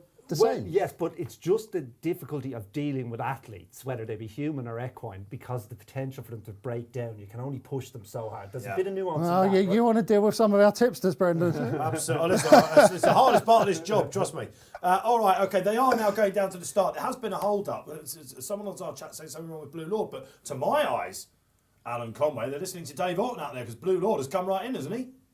He has indeed, 5.5, Dave. Now he's third favourite behind Riviere de Tel at 5 and Edwardstone at 4.2 as well, with just nearly 2.7 million matched on the win market as well. But yeah, a tight enough affair. I know in the first race we had that big swing for Constitution Hill and then Dysart Dynamo. So it'd be interesting just to see if anyone steams in for one of the top few in the betting ahead of the off. He looked blooming well there to my eyes, Blue Lord going down as well. We might have heard a bit of clicking going on there. I've taken a little bit more of that actually. Oh, nice. Yeah. Well, again, very encouraging. But I think the story of Riviere de Tel and Blue Lord's season has been how much more relaxed they've been over fences. Like they just didn't give themselves any chance. Yes, I've heard Anthony Bromley, of course, the high flyer bloodstock, and does a lot of the Simon Manure and Isaac Swade horses, saying exactly what Alan King said, both the same line. Two horses that have gone over fences, he's made a man of them. That was the particular line from Kingy and Anthony Bromley and Connection said so. I know that Dale Jacobs gutted he can't ride this chap. This would have been the one he's obviously working his way back to match fitness, is Dale at the moment. But this was the one that I think he'll be watching from behind the sofa, hoping that he don't come storming up. I'm really surprised that he's not clear second favourite. Really surprised. Probably done them a favour though, hasn't it? You what, sorry? Well, Townend is the man, isn't he, now at Cheltenham? Like he is the new Ruby Walsh. He is the big race jockey to have. I mean, you couldn't make up how lucky they've been to have Paul Tannen walking into the same fantastic, shoes as isn't it? He's brilliant. Well, You're not sure about that? Well, no, they put a lot of work into him, though, didn't they? Like, he was the number 2 for a long time. He was the understudy for a long time. They showed a lot of faith in him. They gave him a lot of big race experience. You reap what you sow, to a degree, Dave. I suppose you're right. So what you are. It does seem like it was a bit of a seamless transition. And of course, as they get older, these jockeys, we had a couple of pearlers, didn't he, as well? So Paul just stepped into his shoes a little bit there. But I think you're absolutely right. When you listen to people about Paul Townend who are close to him, they say what you see is what you get with Paul. There's no hidden facets. He is what it is. He's just. It seems like it must be quite nice to be Paul Townend. Talking about jockeys, and we've got a jockey here, haven't we? And Tom Cannon, who is really having his first go on a big ride. Is he going to be up to it? Do you think you're not suggesting? Well, Tom Cannon, yeah, it was his first Grade 1 winner on Edgbaston this year, wasn't it? This is his first real big test on a big stage, isn't it? Whoa, this is the biggest stage of all, isn't it? He's got Jack Kennedy, he's got Paul Townend, he's got the best jockeys over from Ireland, and here he is sitting on the favourite. Bad news about the first race. Shall we have one more? Unfortunately, is no more. He pulled up bad. So really commiserations for all Gary and everyone out there. He looked like he could have been something exciting over fences down the line, couldn't we? And been a great year for Gary so far, but that would have marred, that's for sure. Very, very sad indeed. Okay, let's hope they all come back safe and sound from the Arkle, which we are coming up to now. The biggest stage of all then, the greatest show on earth. This is Racing Post Live, never mind about the Cheltenham Festival. This is where you want to be. You can take us with us to track each day. Loads of people like watching on their phones, their iPads. Let us know wherever you are and how you're watching, how you're getting on as well. I'm still waiting to hear whether you think Constitution Hill should be running in next year's Champion Hurdle or indeed over fences in the Arkle. Will that be John Bon? How are you looking? Has anything caught your eye so far? How's the Accas going or your anti-post bets? We've got the whole week ahead of us. And guess what? We're back on Saturday as well to tell you all the stories of the week and look at the Midlands National. So a hell of a week here on Racing Post Live, and it's great to have you with us. Don't forget to like and subscribe if you're watching on YouTube. Brendan Duke joins us. The Duke. Where are we expecting Edwardstone to sit? Third or fourth? Well, I would have said so. This is to G-Rod's point about the pressure on Tom Cannon, but he's a lovely ride, isn't he? At this race, you're almost guaranteed a strong pace. Yeah. He's a good jumper who you can put anywhere in the race. So it's hard for Tom Cannon to do much wrong. If he could have chosen a horse to have a big race ride on, probably would be this one. And the way the race is going to set up. So, I mean, I'm guessing there's loads of pace. My guess is St. Sam and Magic Days will make it, and he can sit third or fourth, or if he thinks they're going too fast, he can sit. That's my worry about St. Sam. I thought he would be taken on, like he fell in the hole at Leopardstown last time. Magic Days will go, won't she? She'll just have a bit of a think about it down there. He's being led in, isn't he? Yeah. Again, we saw that. He fancies it now. There you go. Yeah, no, I think Tom Cannon will pass this test. I don't see him as any negative at all. But it is a question mark, of course. If you're back in Edwardstone.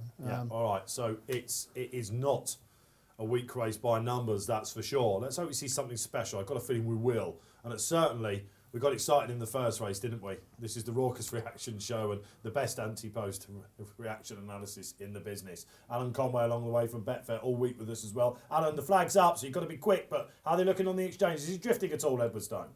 No, just come in the shade. He's going to go off favour at 3.95. Riviere de Tel 4.9 and Blue Lord at 6 with just 3 million matched on the market as they jump off. Yay! Off we go then. First race of the fences. Thank you, Alan. Yeah, this is a great time to be around with Betfair, isn't it? Liquidity is insane. And look at Magic Days. Dysart Dynamo's got nothing on her. Can't wait to see the clock for this one as they go over the first fence. They're all over safely. That's a great sight to see. Brave Siaska, unsurprisingly up there. Riviere de Tel can't get near the lead this time. She's moving up to the second. Magic Days had a bit of a think about it. Looking out the back, guys, Calora's there. Over the first two, said Willie Mullins, he'll run a big race. Well, he's got that successful at the moment. Blue Lord taking a bit of a tug, but he's been ridden more conservatively.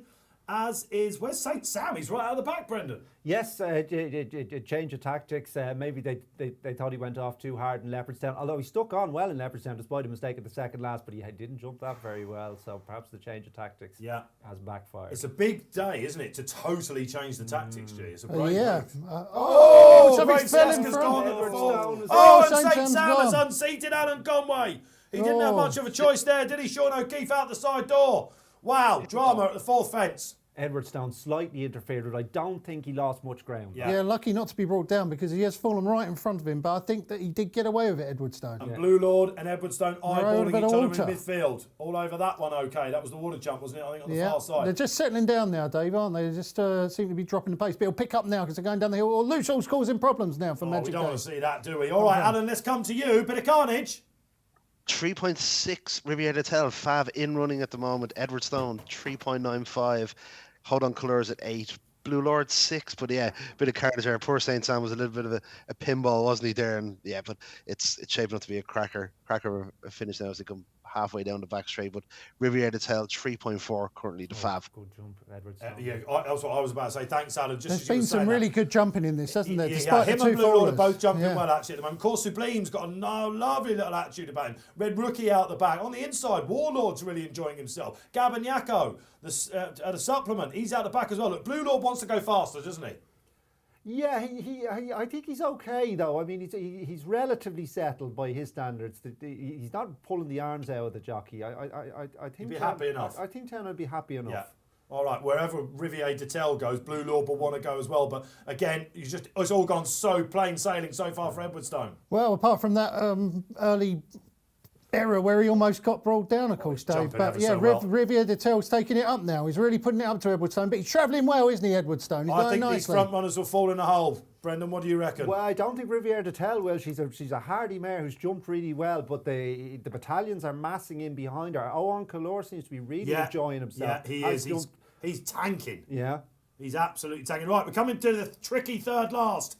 This is the most famous fence on the globe. And Riviere de Tel takes it up from Magic Days, who's feeling those early exertions now. How's she going to... I tell you, she might take some pegging back. Oh, she goes finally out to her right. I'll tell you what, Blue Lord had to think about Edwardstone's himself. coming now, Dave. Here Go comes Edwardstone. Edwardstone if you're on it. Gabagnaco, the supplement, the wizard of Gavin Cromwell. Look at this running the race of its life. Come on, Brendan, if you had to Edwardstone. call it. If I had to call it Edwardstone with his Come guaranteed on. stamina, but it's going to be close. There's Go on, Blue Edwardstone. Lord, he's cruising as well. Yeah.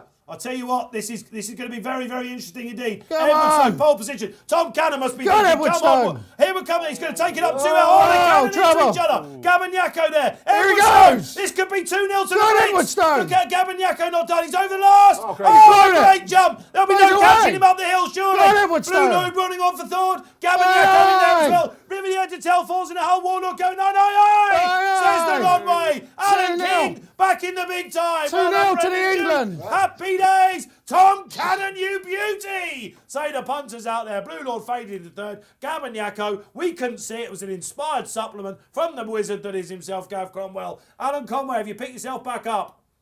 Oh, David, he fell off my chair. What a race. Unbelievable. He travelled so well, didn't he? And finished off his race beautifully. And another brilliant performance. And the punters were fairly confident. Only hit a high of 4.8 on the Betfair Exchange as well. But yeah, he travelled very well. And 2-0 to England. We're going to have to get a winner from somewhere, the Irish, to right a bit of wrongs. Oh, wow. Well, listen, absolutely. 23.5 seems a mere memory now, doesn't it? Listen, first 8-year-old since Sizing Europe to go and win the race. I think we have to say jump best, guys, didn't we? Yes, in a race where plenty of them jumped well, but Graeme mentioned before the race, he's just a very likeable, straightforward horse. A horse fell in front of him. He danced around like Fred Astaire and never missed a beat afterwards. He's just a really good horse. 2-0 for the Brits. Stop the contest. It's easy, this Cheltenham Festival. Yeah, exactly. We have winner after winner after winner. I'm not going to go through the card today, Dave. Well, I'll tell you what, if we win the Ultimate, then all of a sudden that Presby Park market is on, isn't it? He's a very good horse, isn't he, Edwardstone? I mean, Yeah. he's managed to sidestep a faller early in the race, just took him out of his rhythm a little bit, but he came right back on the bridle. He jumps well, he travels well, and he finishes his race as well. It was a great race to watch as well, wasn't it? And again, okay, some of them probably maybe didn't have a right to be there potentially, but it's great to see them swinging in over the chase course, isn't it? And it was exciting. We had thrills and spills. Let's hope St. Sam's all right. Let's hope, of course, who was it that went early? It was Brave Siaska, wasn't it, that went? Let's hope he's all right. Course of Blame. Oh, there was a final. Oh, that was Red Rookie, was it, at the last? Coming down for Emma Lavelle. Let's hope he's all right. But he's powered up the hill, isn't he? He's going to be a 9-year-old next year. He's up against the big boys. What's he doing with him now? Crack on, just go to Aintree? Yeah, I mean, I'd say, I suppose you could argue he's had a busy season, but Yeah. he seems to be a remarkably tough and durable horse. So I imagine they will, unless they want to come to Punchestown. Well, well, I think everyone wants to go to Punchestown, don't they? Alan, did you get me a price on Constitution Hill for next year's Champion Hurdle, by the way? Has that come in on the sportsbook yet? We'll just take a look now, Dave. If not, I'll drop Barry a line and see if we can get something. Yeah, but he was very impressive, wasn't he, Edwardstone? And you can imagine what the likes of Tingle Creeks next year will be right up his street. Yeah. Yeah, of course he's won at Sandown, hasn't he? He's basically. Oh, look at Tom Cannon. There's a great moment for Tom coming down. Yeah, big test for Tom, and he passed it with flying colours, didn't he? Let's get some socials up. Darren Weldon. Next, they'll be singing "It's Coming Home." Love it, Darren. Why do the English get so ahead of themselves? Okay, I think we know where Darren's from. It's coming home. Well, it's important for the game now. I mean, I'm Irish and what have you, but it's not much crack to just come over. Competition is the quintessence of sport, Dave. If we just come over and keep beating you up, what's the point in coming over? Well, after Saturday in the Imperial Cup, we were all a bit like, oh, come on. I mean, Nicky Evans, did you read Lee Mottershead's piece? He said Nicky got himself off the cold list, if you like, and still went home fearing the worst. Well, it's great to see, because there's been a lot of people saying, horses like Constitution Hill and Edwardstone, yes, they've looked very good, but they're only winning British races, and British races are not as strong as the Irish, so we shouldn't get carried away with them. We have got good horses in Britain, and we're seeing it now. Yeah, absolutely. And and he's won all the right races, isn't he? So punters are going to be all over him. I'll tell you what, loads of Accas alive, aren't they? Yes. Loads of them. Now, I wouldn't say the bookies, it's two favourites have gone in, not ideal. You wouldn't think the bookies are in a massive hole, because I'd say on both races there was a decent spread of business. Yeah. So I wouldn't just be writing off the day for the bookies yet, but two favs have gone in fairness. Well, we've got a tricky one coming up. We do. We've got a tricky one coming up. I'll consult my notes. Yes, indeed, absolutely. And you said you backed a couple. Looking forward to seeing what they are. Darren, absolutely. We're not getting ahead of ourselves. Let's face it, we're just delighted to be on the score sheet. And of course, it's good to get this out of the way, isn't it? You're right. Let's forget about this a little bit now. We know that the Irish are going to come out on top here this week. Yeah, of course we do, yeah. It's just a bit of fun, like I said, it's a bit of fun. It's 20-1 on the sportsbook, wasn't it? Yeah. Darren, for the Prestbury Cut, it's a 95% shot, isn't it? Alan, are you there? It is indeed. It was indeed, Dave. It's as Graeme said, it is a bit of fun, isn't it? And I think it has been hyped up a little bit, but it's everyone gets their ups and down years, isn't it, as well? I remember, Jesus, Brendan probably know as well, like when we had one winner at Cheltenham Festival, there were nearly parades in the street. It was that rare that we had more than one or two winners. So we're enjoying the kind of the upsurge at the moment, but like everything, I'm sure it'll swing back around into the English favour, as it has at the moment, Dave, as well. I mean, 2-0, haven't even got sighted of the winners enclosure yet, so we're not just panicking just yet. Maybe Honeysuckle in the champion will restore a little bit of our first day pride. Well, indeed, coming up at 3:30. So we are an hour away. Well done, Alan, from the Champion Hurdle. Oh, who's excited about that now? I mean, can you imagine if Everton wins that? We get the. I mean, we're getting ahead now. That's not going to happen. Unlike Evan Nierenberg, who comes on. Evan, welcome, and he says Edwardstone's still improving and overcame adversity very strongly. I suppose you're talking about. I didn't see that. My eyes were elsewhere when the melee happened. Did he have to do a little? He was very, very nimble. It didn't really maybe cost him a length or what have you. But he's just a lovely horse. And the thing is, he looked to me to be more of a 2.5 mile horse over hurdles. So that kind of brings in options where they could step him up and trip over fences. Could he be a King George horse? Would that be? Yeah, it could be. Yeah, that's it the could sort be. of shout we love on this. Yeah, he'll be treating him like Voipor, wouldn't he? Yeah, he's a very good horse, isn't he? Yeah, it's good to see he's a King very good great novice. big smile Alan King had on us. This is the jockeys had to come in last year, didn't they? And the owners and the trades, the lads and the lasses, and it was like. That would be sheer relief as well for Alan, of course. That's his first winner at the Cheltenham Festival since Uxazander in 2015. Wow. A lot of people would have been throwing that stat at him coming into this. And I don't think there was anyone who really doubted his ability to get Edwardstone there in top nick. And it just must be pure relief now that he's got that one under his belt and off his back. Yes, absolutely. I think we're all a bit relieved, aren't we? So 2 races down. Enjoying Racing Post Live so far? Very much so. Very much so. What more could you want? Coffees, waters, big screens. We think it's coffee anyway. We're pretty sure it is. If HR are watching, it's coffee. That's for sure. Yeah, well, I mean, I've come all the way from Dublin now. You have. But you're doing a hell of a job putting me up. Well, listen, it's a thrill to have Brendan with us because, listen, you taught the game very, very well, Brendan, and that's what we do here on this show. It's like fly on the wall. It's a little bit of goggle box, if you like. It's a little bit of Soccer Saturday, isn't it? However you want. We're hoping to go to the track. Now, what you must remember is last year at the Cheltenham Festival, we were beaming into the track, you know, calling our reporters, getting them up. Chris Cook was coming on, Lee Mott said, James Stevens, you know, John Harding, all those guys are the greatest reporters in the game. And now this year we've gone back to try and do it, and we did a few tests this morning. It's fair to say the Wi-Fi is being sucked up. There is, you wouldn't want to be the Wi-Fi provider at Cheltenham. You're going to be getting some. There's going to be, because that's an issue, isn't it, when you go to the track these days? It is absolutely. And you were at the November meeting, did you say? I was at the November, and I thought it held up really well. But I suppose there's only 20,000 people there on the Saturday. Okay, it was good there. But there's a separate press Wi-Fi, isn't there? That's gone down, has it? Oh, well, very likely. I think I'll be searching out that special press Wi-Fi when I'm there later this week. Well, should we tease? I mean, we're hoping. Now, if you're at the track Wednesday, you're there tomorrow, aren't you? I am. I'm you're there. You're there Stayers Day? Stayers Day. And you're there on Gold Cup Friday, Day as well, aren't you? Yep. We're going to send G-Rod out with Louis. Louis McKellar, our social roving guy that's down there. We've got a big team, as you can imagine, the Racing Post down there. So you get your chance to go and meet G-Rod, have a little chat with him. We might speak to him after the race. We're going to throw you down there and see what happens. Yeah, I mean, I can tell you're up for it could be interesting, yeah. It's going to be interesting. I know what's going to happen. I have all my winners today, and then when I'm actually there... Are you 2 from 2? Yeah, 2 from 2, yeah. We're flying, aren't we? Do you remember that? So this time last year, you put up Florin Porter, which was what you didn't have the greatest of weeks. I remember last year. Florin Porter was a big highlight. Florin Porter was my first winner of the week last year. Okay. So, and then we went north from, didn't we, to Royal Ascot? Yeah, and then I didn't have another winner to Royal Ascot on this show. It was like a little hoodoo that I had going on. Huey Morrison horse that was a very good horse. Quickthorn. And we were calling it voodoo, hoodoo, the whole thing. He couldn't tip a winner for Love Nor Toffee. So this is 2 from 2 already. I mean, I don't remember the last time I backed the first 2 winners at Cheltenham Festival, Dave. What a day it has been already. Yeah, absolutely. All right, I'm getting some quotes in about Constitution Hill. Alan, I'm going to come to you, please, if you don't mind, for that price on the sportsbook. But first of all, John Bond is a very good horse, says Nicky Henderson. For Constitution to do that to him is remarkable. It's just nice to be back here with people that create the atmosphere. It's meaning a great deal. He'd stay 2.5 miles standing on his head, I think. He's got an enormous turn of foot, though. And he's racing in 2 gears below everyone else. That's a good line, isn't it? Well, coming to the second last, Nico was actually trying to hide him behind the first 2 because he just couldn't hold on to him any longer. It was unbelievable.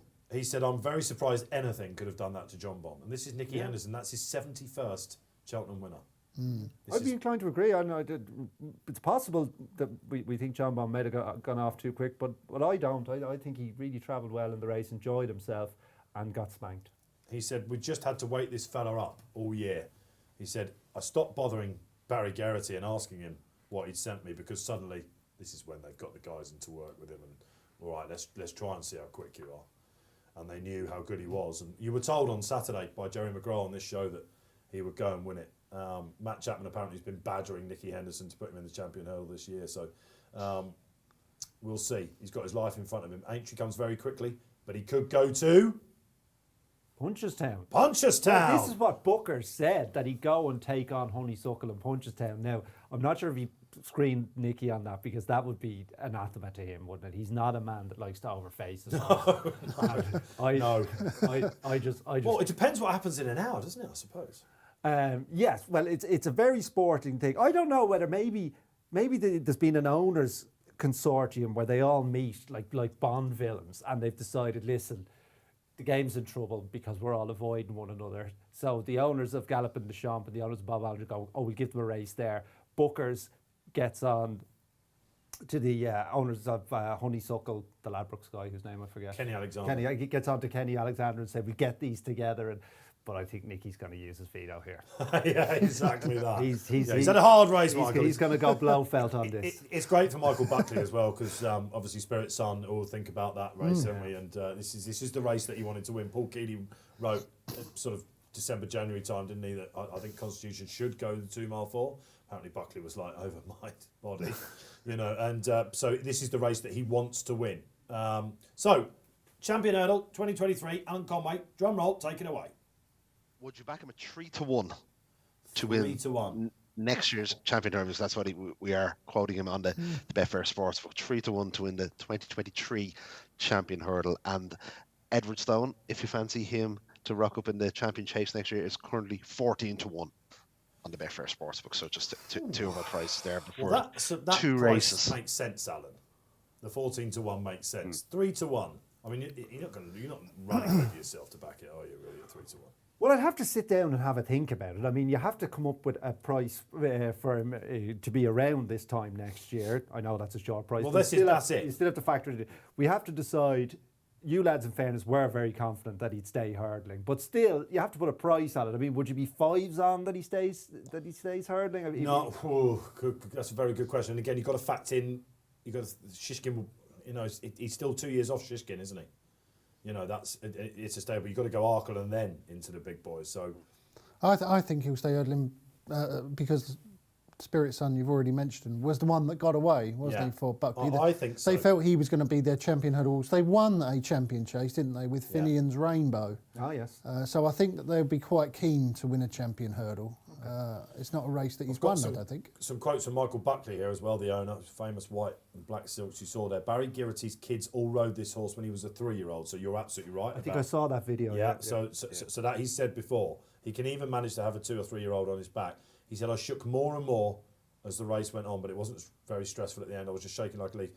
You're a genius, man, to Henderson. So, yeah, I think we are probably looking at an Istabrack type. Yeah, this is the real deal, isn't it? Yeah. The real deal. Okay, I never thought I'd be saying that so early on in the Cheltenham Festival, but I'm pre-champion hurdle. I don't want to jump into the G-Ride camp here, but Henderson is a genius. He's been doing this for years, and I respect his work, but I could train Constitution Hill. No, you've got to be very careful saying that sort of thing on this show, Brendan. He's such a kind-natured horse. Yeah. I couldn't train John Bob because he's stressed out to bits. You'd have to have him on the psychiatrist's chair. But Constitution Hill, he'd come in and do a shift in this studio if you asked him to. Well, quite. Listen, we might have him. I mean, we're just looking at the melee again from the Arkle, actually. Edwardstone did have to do a little jig, didn't he? Are both horses up? Okay, we'll try and get some news from that from the track. Okay, let me give you a final line on Constitution Hill today. Anyway, unless the social really wants to rip it up through races. Nico de Boinville. He's coined that phrase, he could be anything at the start that I've got here, but I'm sure he would jump a fence as well. Where we go, I can't say it right now.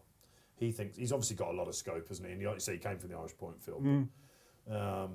I don't know, we've got an Irish Pointer, haven't we, running in the Champion? Is Appreciate It one of the most exciting horses running all this week? I've been asking myself that question. Well, again, he's tied in with Fernie Hollow, and I mean, Fernie Hollow, that's turned out to be a proper bumper. I don't think Appreciate It beat a whole pile in his novice hurdles, but he did beat them 7 wickets. Ballyadam you're thinking of, aren't you? Yeah, and I mean, even Blue Lord, I respect Blue Lord. I think he's a fine horse, but he was just rank keen last year. So I don't think he had an awful lot to beat. But at the same time, he won all his races. Willie Mullins is happy to pitch him into the Champion Hurdle. So he's obviously got a big engine, but at the same time, he still has plenty to prove at this level. Yeah, I just think he's fascinating because we don't know, do we? True, yeah. And he was a 165 horse in the Supreme last year, and we just don't know. When you look at the way that, I know that there was a big weight concession, but when you look at the way that Riviere de Tel shook up Fernie Hollow, would you suggest that Edwardstone and Fernie Hollow would be a really good race, wouldn't it? I'm not 100% certain that Fernie Hollow would win. We're not seeing him this season, are we? No, and then last season was aborted as well, so that's a concern. Whether it's a fragile genius is our Fernie Hollow. This time last year, I was saying Rachel had a Bromhead all the time. I was getting crazy by the end of it, Brendan. So lucky you caught me on the first day, making a bit of sense. No, yeah, you're flying. I don't want to belabor the point, but it wouldn't be an easy job training Fernie Hollow, would it? No, that probably wouldn't be very easy. No, you would probably have to leave him in the box a lot of the time, would you not? All right. I would have thought so. But even on that, Let's Brendan, go like, back we talk- to Alan, and then because we've got the tricky puzzle. In fact, let's get Alan. Let's get a market update. Fleur, is he being pressured then? Bag of hammers, said Jerry Hannon, the way he jumped. Of course, very famously. Paul Keeley's been coining that phrase everywhere he goes. Been making a right mint out of that one. But he does find himself favourite in the Ultimate. He does. He's currently trading at 10 on the Betfair Exchange. As you can imagine, it's wide open. We're on 7 places on the exchange for this particular race. Fantasticas is a horse that's attracted a little bit of support. He's currently joint second fav at 13.5 with Corrick Rambler, and then with the likes of Error Power and T Clipper and Debt Duty all around 14 to 15.5 respectively. But it's a massively puzzling race, isn't it? Then you throw it on as well as, again, coming in for a little bit of support. He's 14.5. That'd be some story, wouldn't it, now, if Rodon and Bryony were able to replicate their win in the Ryanair. Imagine the roof may need replacing if those two come across the line in first. But it's a huge puzzle as well. I'm going to take a little stab at Corrick Rambler in the place market as well. I know he used to come back from an unseat in a Grade 2 at Ascot last time out, but it's a wide open race. I'm going to have £20 on Corrick Rambler in the place market for us to run a good race, and of course for first 4, but we are also going up to 7 places on the Betfair Exchange. This would be a win for Scotland, of course, if he was to come good, wouldn't it? Corrick Rambler, been to Cheltenham, didn't look like he was going to win for a long way. Then he met the run-in and whoosh, up he went. And then I think it's fair to say he wasn't probably suited by Warwick when he ran the Classic Chase, Alan, and a lot of people would have expecting him to be upsides, doesn't he know, coming to the last. I've heard a lot of that on the previews and since that. So you're taking a chance, and because of that run, I guess, at Ascot, he's well handicapped. Exactly, and particularly in these type of handicaps throughout the week, as Brendan said, you're going to get good value, aren't you, throughout the week as well. And I fancy him to leave that last run well behind, and hopefully he gives us a bold showing. Yeah, all right, great stuff. All right, so you've got plenty of time. Great to have Alan with us this week.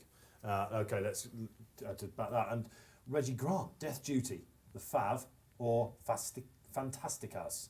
Get it right, Dave. You've only been looking at these horses for a couple of months. Ian Davidson, out of loyalty to Ian Williams, I will have a few quid on one more flurry. It likes good ground. Now, the first mention of good ground. And how many people out there are thinking, hang on a minute, this winter form might be turned on its head because we've had a track record in the first, albeit by an absolute worldie of a horse. Can't wait to see what the Arkle time was. And it's not a lot of rain in sight. There's a bit of rain forecast for tomorrow potentially, but today, I don't know, when do people start thinking, okay, spring horses time to come good?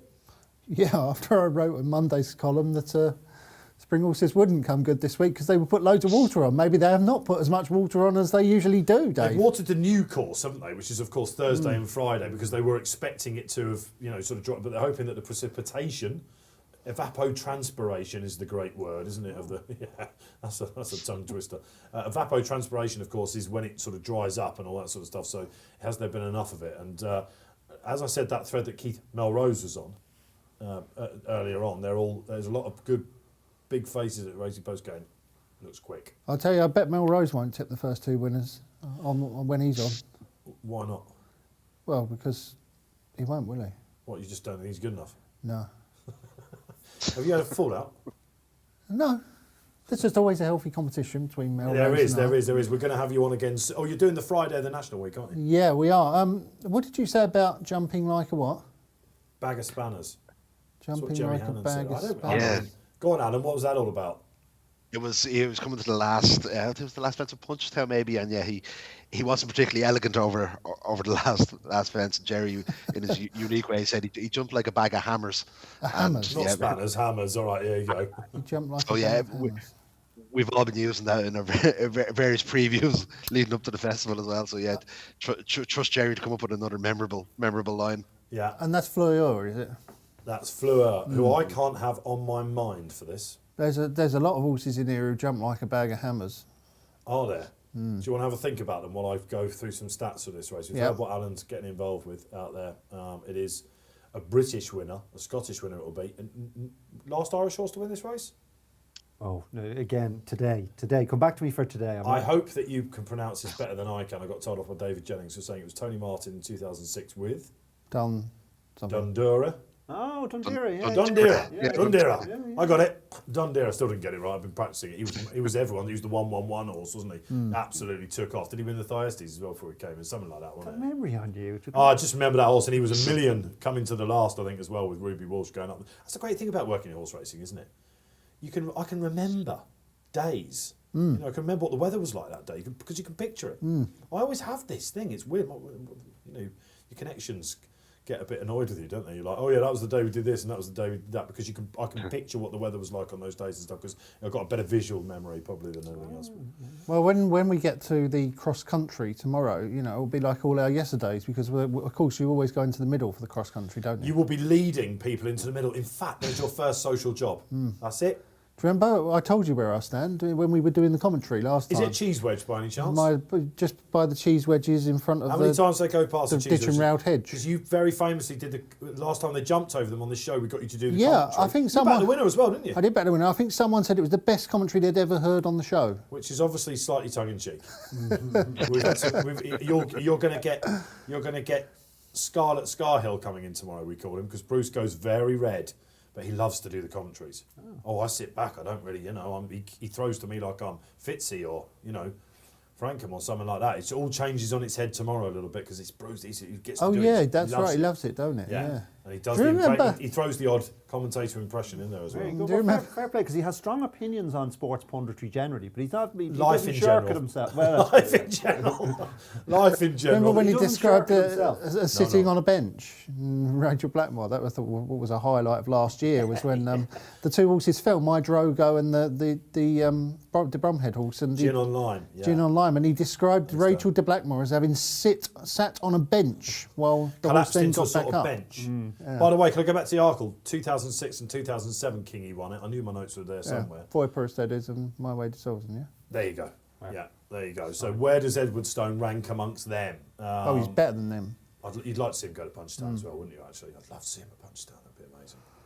Whoa, it's all ahead of us, isn't it? Including the Ultima. First handicap of the week. It's a tricky puzzle. We know where Alan's going. Right. Time for me to reveal my big hope. It's fullback. Oh, yeah, this is the one. Fullback. This is the one, fullback. This is the one. What price is he, Alan? Fullback on the exchange? I might have to scroll down a little bit, Dave, to find him. Happy days. Where fullback, he is currently 27 on the lovely. That is a beautiful on the price. Betfair Exchange. So a I've little got bit of money for him, but it's a competitive market. But 27 currently. I've got a killer stat in this race. 7 of the last 10 have made the frame at the previous outing and hit the frame at the course. At the course, you've got to have recent course form in this race. All right, that's what you come here being sucked into an Irish horse for this race. You know, all the things that look like they might be a bit clever, but it is course form that comes good at this race. And fullbacks win at the course. He was impressive when he won, and then he went to Taunton. Do you remember? I think Gary's been a master with this. He chased home Jarlo Enki. He was getting a lot of weight for you, but that's Jarlo Enki's FA Cup that at Taunton, isn't it? That day? And I thought he ran well. He was coming back at the finish as well. He's been kept fresh with this. If Gary Moore is going to have a winner at the Cheltenham Festival, and he's having a brilliant year, he really is. In January, everything he ran was either above itself or winning. I think this will be the chap. I can see him sitting off Frodon. I hope Frodon gets the gallop that Bryony wants. I heard Keel's making a bit of a case for Frodon earlier. Well, back the best horse in the race. And he could take him out of the comfort zone, couldn't he? Yeah. You can see that. The ground will suit him, won't it? Nichols, last Monday when I went down there, we'll talk about him, but I don't think I want to run him, Dave. And if the ground is good, then he might run. We're not sure, because there was a lot of big talk about him not running the Gold Cup and all that sort of stuff, wasn't there? And of course, he's a Ryanair winner. So I think that it perfect for fullback. Find the front runner in the staying chases this season or last. You're quids in, aren't you? Yeah. They all win. Yeah. I don't know why it's so much in Britain and not Ireland. I'm not really sure. Tempos, maybe something like that. They're down there. That's who I like. Come on, Brendan Duke, 3 horses. I've had 2 bets, and I'm delighted to hear about your festival form, because both of them bring that to the party. The first one is Discordantly, who was 6th in this last year. He's off a £1 higher mark here, but he had a bit of a debacle in the Welsh National. I think they let him down for a couple of weeks. He blew up in Ferryhouse in penultimate start, stuck it out really well in Leopardstown from a well-handicapped horse, what I think is a well-handicapped horse last time. I think he'll run better than last year. And if that's the case, he'll definitely hit the 7, and it's not a million that he wins. And Ben Dundee, who's been placed at the last 2 festivals, arguably was in front a little bit too soon in the Paddy Power, but was run down by, again, a potentially well-handicapped second season chaser in schoolboy errors. That's decent form. Surely I can get one of them in the 7. Absolutely. I like Ben Dundee. Who doesn't? It's that coming back to Cheltenham. And G? He doesn't win a lot though, does he, Ben Dundee? Well, neither does Discontinently, but he did like 9 days ago. Yeah, I've backed Our Power. Yeah, Toxic all over that. Yeah, it was an absolute huge eye catcher at Kempton last time. You don't see horses getting as much trouble as Our Power did over jumps very often. Yeah. He literally got shuffled back My everywhere worry he is that went. he gets too far back. Otherwise, Yeah, I think it could he's happen. a definite It could player. happen, but I have a feeling they might ride him more prominently. And the other one is T Clipper, who I've backed. Oh. Everything that Tom Lacey runs at the moment seems to win. The rider Stan Shepherd is flying, and this horse, in my opinion, has got one of the best pieces of form in the race, which is when he won at Chepstow first time out off a break. He was very impressive that day. He's run 2 stinkers since, but comes back after wind surgery and put pieces on good ground he likes. I think that they're the two against the field for me, Our Power and T Clipper. And I'm going to go through the card today, Dave. I'm starting to believe. I love it. He's going through the card. G-Rod is going through the card. Alan Conway then, they're jostling for position. Hopefully get a decent start here. What's the market saying? Any late springers? Who are they queuing up for? There's 2. Jerry Colt Rock for Tom Skoo, currently at 12, but Debt Duty 11.5 is the late springer in the market. Fluier is going to go off 10.5, Fav by the looks of it, for the ultimate handicap. So let's bring it on. Wow, bring it on, says Alan Conway. Absolutely right. Death Duty, of course, vintage Clouston 11-year-old when he won last year. Wasn't that long ago. It was. Not another one. Another one. Come on, boys. Steady. No, they've done well. I think They're they've all saved right. it. Do you think they're preempting the starter, just calling them naughty boys down at the start? That looks like a good line, though, doesn't It's it? a fine line. Should be going here. Come on then, the crowd will be roaring. He's not this got his one as flag well. up yet. Come on, wake up. First handicap of the week coming up. Great to have you with us on Racing Post Here we Live. go. Let's have some raucous reaction through this. Good luck wherever you're playing. Oh, this is going to be another one, Dave.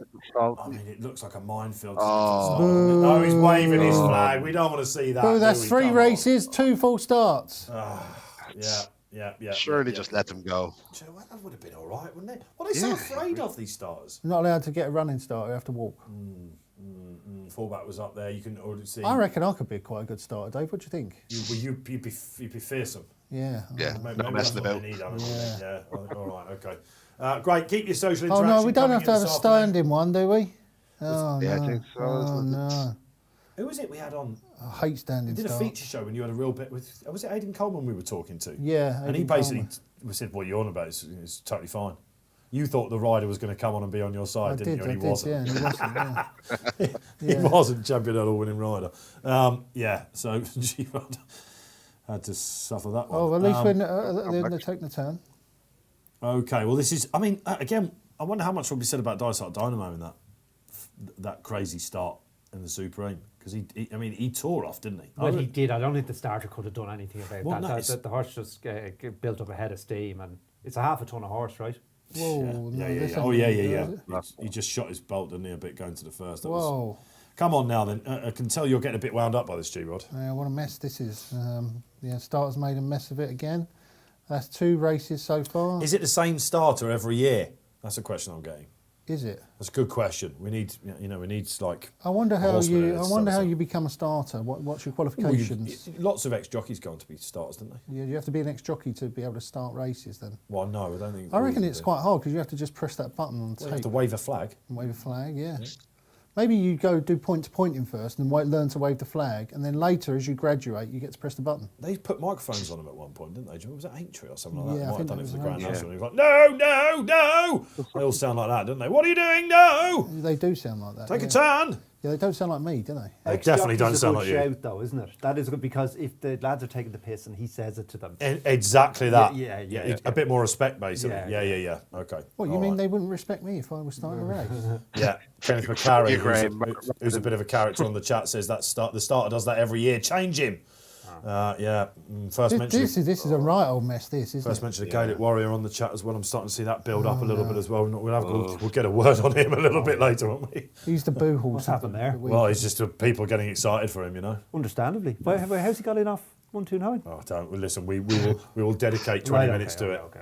We'll do it. Well, of course, we're not on air for the Boodles and the National Hunt Chase as well, but we'll be taking you up to the mares. I have to say the mares. There's always one race a week where I say normally I'll be at the bar. It's the mares race. Of course, I put one up in it because you can solve every puzzle, can't you? But it's doing my head in. Do you like it a bit more than me? Well, I've had a bet. Again, you're getting extra places, so I was lured into a bet. Not a big bet now, but it's a competitive renewal, you'd have to say. Yeah. Yeah, very much so. I was sure Tell Me Something Girl was going to go off fab, but the last I looked... She's weak, isn't she? The Queen's Book was she's fab. very weak. Right. Yeah. Okay. All right. Oh, We're digressing, but thankfully the starter's got them organised. Now, who's been the worst recipient of that, G? Your T Clippers had about. Grumpy Charlie didn't like it either, did he? Over the first. Not happy about this, Dave. The first thing to say is that Frodon's nowhere near the front. Absolutely nowhere near. I'm perfectly happy with where fullback is in fourth, but I thought it would be Frodon taking them on. What is he doing? Bryony has got the inside, perhaps unsurprisingly, but up front it is. Is that Kilteedy Briggs? Yes, Kilteedy Briggs in front. Is that Richmond? That's thing? Melrose's horse, isn't it? Yeah, Melrose it like is, this. And of course, Ultima is the Max McNeil family. That's Korak Milan. Rambler right out the back, Alan. We'll come to you in a minute. There's a McManus horse out the back as well. Is that Belargus who will be ridden to stay? I mean, I don't think he'd stay if he gave him 20 attempts, would he? But he's being ridden right out the back at the moment. Let's have a look for some others. Vintage Clouds, last year's winner, right up there. What sort of pace do they go? What does the clock say, G-Rod? 30 mile an hour. Hey, what a surprise. What a surprise. They're flying down the hill now. Yeah, Gerico Rock's up there as well for the pipes. Oh, they're all Al over Power that had a one. little bit of a think at that one. You wonder how much of it was by design last time. Noble Yates, of course, bought by the Whaley Cohens. I would have really fancied for him if he'd have gone to any other colours but that, because it's surely all about Aintree, isn't it? One more Fleury, someone like that out the back. Discordantly out the back, Brendan, as well. Let's pick you up here after about 3 fences. Yes, discordantly. I think this was by design. I suppose he made the running in Leopardstown, but that was over 2 mile 5. He was running on at the finish of the race last year. I'm surprised that they look to be going an even pace. I wouldn't say they're going mad by any means, but they look to be going an even pace. Oh, Ben Dundee, not a great jump there. Do you need, I mean, obviously Wichita Lineman would be the great kink in this, what I'm about to say, but do you need to just, is it all about rhythm in this race? Well, I would say generally with big field chases, that is the case. So if you make one mistake, you're crying. Well, if you can get out in front and get into a rhythm, it just seems like the other horses are constantly having to use that bit more energy to keep up with you. And they go for it, don't they? Not a lot of horses can suddenly go from first to fourth gear, can they, or whatever? Yes. Yeah. And of course, there's a lot of trouble if you're in behind as well. As we have seen so far. Well, we're coming to what will be the tricky third last next time round. Look at our Power G all the way on the outside. Yeah, there won't be any worries about him finding trouble in running this time, Dave, because he's right on the outside. Yeah, who's riding him? Is it Sam? It's Charlie Deutsch, of course it is. Charlie having a great season, isn't he? What's up there as well? This looks like a... Does he know he's right bang there? There's loads up there. One more Fleury's there. Fantastic. Run to Milan. Great to see Vic Darton having a runner there. Does he know up there? Yeah, and look, again, long range fancy. A lot of people tore up that slip, didn't they? Here comes our Power. He's powering his way down the outside. Yeah. He's going to be in the lead in a minute. All of a sudden, the clock goes up to 33 mile an hour. Alan, we've got a circuit pretty much to go. What do you know? Cherry Claude Rouge is currently the in-running fab on the Betfair Exchange, 6.2, with Fantasticas at 9.4, and Fleur for Jordan Gainford currently trading at 11 to 1. But they seem to have steadied it up a bit, haven't they? They went quite hard early on, and everyone's kind of happy with the position now. So I imagine the taps to be turned on halfway down the back straight, and then all head for home.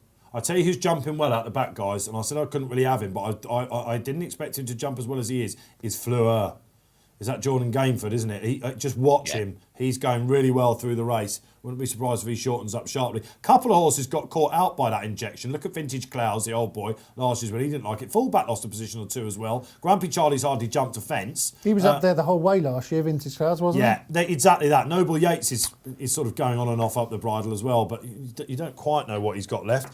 G-Rod, we're going on the far side. Lost in translation, the old boys there as well. Yeah, they're all still travelling well, most of them anyway, Dave. Happy with my two selections. Our Power just on the outside. Oh, does he know made a spanking mistake there? He jumped that like a bag of hammers. The first bag of hammers, Reverend. T-Clipper's made his way into contention, though, G. You're getting excited for him now. Yeah, T-Clipper's going well. They're all bang there. The problem is that usually they all come there and you think, oh, they're going well, and then the leaders just accelerate, like you said. Fantastic No Cass on the surprise, Jericho inside. Rock favourite in running. Okay. Melrose will be getting very excited with Kilteely Briggs up there. And in between the fences, Ben Dundee does his best to get back into it, doesn't he? He does, but he's costing himself a lot. I can't remember the last time he jumped a fence Well, properly. look at the jockey, he's standing taller than anyone at the minute, isn't Well, it? it's a brave ride from Danny Mullins as well, but I feel like this is going to take a toll eventually. Oh, Jesus. King, okay, so I'm on the it's T getting clip tight off. there, isn't it? Again, Noble Yates missed one there a little bit. Fleur, all of a sudden, I think, got a back marker there. Discordantly seeing them I'm all getting in. excited. David going well, aren't he, T-Clipper? Yeah, what do you he think? is. I'm looking for fullback. He's gone back a couple. Forget I'm not happy fullback. to see that. I wanted to see him attacking. I didn't see it going like this at all. Oh, Foxy Jack's on the mistake. outside. Another Irish horse. Yeah, fullback whacked that one. Oscar Elite going close. Kills put that up at a price, didn't he? All right, going in. Alan Conway on the far side. Your last market update. We are Jerry Claw Rouge for Tom Skills currently 5.4. Fantastic Cast is 8, along with T Clipper and Air Power all in contention. But the gas has been turned on, isn't it? Come on, T-Clipper. Come on, Just Air hold on Power. to his coattails. Look at Graham Rodway, because this on. could potentially be 3 and 3. Ben Dundee creeping into it, Brendan. Come on, this could be you as well, getting a double up. Fullback's gone, I know that much. He keeps snapping back on the bride. Third last, over we go. Garrico Watt wasn't great. T Clipper got a little shake of the reins there, but he's still just about the one. Look at Oscar Ali on the outside. Noble Yates, he's So he absolutely don't warming find up. nothing, surely, This will be a Dave. great national Go on, tour Our for him, Power. whatever happens. Come on then, T Clipper's going for it. Garrico Rock, Go look on, at the T-Clipper. points. He finds the length, Garrico Rock. Fantastic cast. Once again, I think we can say this is going to the Brits. Frodon trying to get into it. Death Duty, the only hope for Ireland. Oscar Elite, and again, once again, the Irish look like it's going to have to be another year for the ultimate for them. 2 out, Garrick are up over and big. Wouldn't it be great to see the Pipes have a winner? Tizzy. T-Clipper resigned to Here third. comes the Tizzy. What's this? A Corrick Ramblers coming. Alan, could you be getting excited last? Oh, he's thrown Oscar it. Elite over the top. This is going to be a massive one for Brendan. Harry Copton, of course, isn't it? But Tom here Scudamore comes says no. Corrick Look at Rambler. Corrick Rambler coming in He's between flying them. Unbelievable scenes. Alan Conway off the mark. Happy days. He called it. The biggest green in racing just got bigger. That was nearly we last go. of first. What a ride. Derek Fox, a winner for It's- Scotland. And guess what? Whisper it. 3-0 to the Brits after 3 races. My Lord, what a race, Brendan Duke. What? I'll have to watch that back, but I sense that might have been. It'll be heartbeat for Ride of the Week because that horse is seriously tricky. He's like the anti-Jeremy. All the Jeremys travel sweet as enough, Yeah. find loads off the bridle. I honestly, if you'd have come to me before the race and asked what'll happen to him, I said he'd be in the bar. I just wouldn't trust the horse. So it's some shout to put him up, and I'd say. It was a fine ride. We should ask Alan actually because he'd been watching it in the run. What did you make of the ride? Brilliant, wasn't it? Just shades of Paul Carby, would we say? Just kind of crept and Right. just put him right on the line. But yeah, it was a hell of an effort, wasn't it? And he touched the fair price and run. He hit a high of 50 in running, so as well. So I don't think too many people were that confident that he would get there. The Tom Skew mount, Jerry Claw Rouge hit low of 1.62 as well. So it is just coming to the last, isn't it? You can almost just set sail a little bit early for home, and especially with a horse with a bit of momentum, if you get a good jump at the last, they can fly home, and thankfully he did. So I might get me Betfair suit, never mind my Betfair socks after. So I'll have to give Barry a nudge, but great to give a few more quid in the pot for the charities. Absolutely love it, Alan Conway. And if you followed Alan in, let us know. I mean, at this point, we're picking up coming at 3 out, guys. Look, he's sitting and suffering. We're looking at the new one for Arthur. We'll get to that as well, won't we? But you've got to have the luck coming through. Let's watch it then. Tom Scudamore, absolutely on Garrico Rock for a 6-year-old's run. He's absolutely heart out, isn't he? He's probably another future national horse. But at this point, he's just... How many would you say he's behind? Sorry, Dave. Oh, he's just right out the back, isn't he? 15? Yeah. 15, 16 behind, like he's... Harry Cobden must have been sensing victory here at one point. You think T-Clipper just a bit too much too soon, probably, wasn't it? Yeah, but you ran very well. I think he Very well. finished fourth, I think, in the end, and I think maybe Our Power was fifth. So I'm watching Ben happy with Dundee that. as well, Brendan. He probably, after those errors, he's not run badly at all. No, he hasn't. He tried his heart out, but jumping is the name of the game. Yeah. But look, he's just weaving Could that be in ground? I mean, he has the last 2 festivals. Again, my memory's really bad, but I I assume think that it has been slightly wetter, isn't it? Has it? So Okay. yeah. Um, They come well clear, the 3 of them, and he's gone between the eye of a needle there as well, hasn't he? well, all the way it was interesting. He had him weaving in between horses. Now, maybe that was just what had to be done, but I'd say with a horse like him, it keeps him engaged as well. Yeah. I feel like maybe I'm overestimating what a rogue Corrick Rambler is, but I feel like that was a hell of a ride. Yeah, absolutely. And so does Vince Wager, 17-10-74. There's a moniker. And £5 on the winner. Thanks to the tipper. Some love for Alan out there in the chaps. Absolutely lovely. The hardest race of the day, a lot of people will say. And Alan put you on a winner. Absolutely brilliant. He's a great old beast of a horse, isn't he? Oh, yes, I saw him at the November meeting, actually. He's a big unit. Again, he didn't look like he was going to win there until the running, did he? Well, he's a complete rogue. Yeah. But he's the anti-Jeremy, but... The reluctant Jezza. yeah, I don't know what to make of him. Yeah, okay, G, not quite through the card, old boy, unless you're talking place, you're going to try and fob that one through.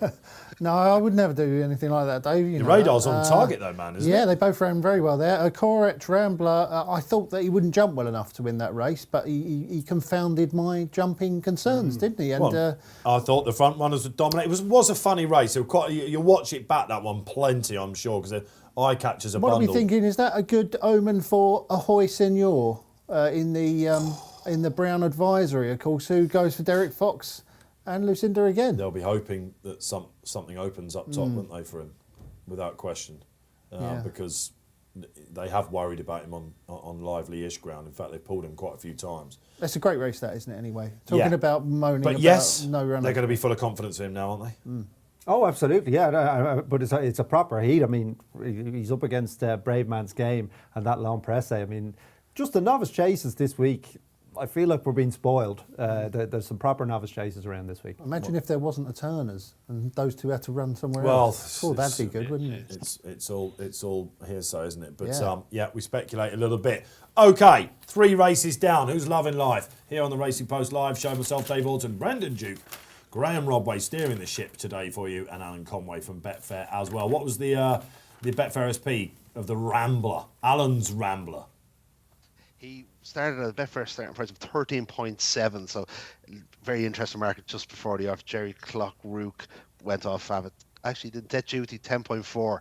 A lot of money for debt duty later on. He went off fav with Jerry Clockrook at 10.6. So great ride, as said by Derek Fox. So it's always good to get one right, throughout the afternoon. And then we roll onto the champion hurdle with Honeysuckle. 1.8 currently on the Betfair Exchange. 4 to 5 to my eyes then. All right, we say goodbye to the Ultima for this year. Very exciting race and great to see the Scots having their day in the sun as well, isn't it? Lucinda Russell and Pete Scudamore, some operation, aren't they? And again, they will be thinking about the National for this chap, of course, having won it a couple of years ago with the brilliant one for Arthur. Okay, right, shall we go on then? Shall we go on? I'm seeing a few people in the chat saying, did certain horses finish in that? If you literally give it 5 minutes or so on the Racing Post website, you click on the result and the comments in running will start to form themselves, but the finishing positions should be there. The guys are under a lot of pressure to get them out quickly for you this week of all weeks, but you'll know exactly your fate after a couple of minutes when those boxes come up. I'd say give it another 10 minutes at the latest. Look at Lucinda Russell there coming in. She's absolutely thrilled, isn't she? Brilliant. Where's Scoo? Where is he? Let's have a look for him. He's got to be somewhere nearby. I'd imagine they'll be having a good drink tonight for sure. Correct Rambler then. Perhaps we'll get some future national prices from Alan along the way. Shall we get the market up for the biggie then? There's the exchange market you can see. There's not much 1.8 out there, Alan. Not at the moment, Dave. No, it's interesting. Now we were just chatting beforehand. Like, it's incredible. If you had said she would be 4 to 5 this time last year after remaining undefeated, like it's. Are people just looking to try get her beat? Like she won at Leopardstown last time, and a bit like Brendan, I wasn't overly impressed with how she ran through the line.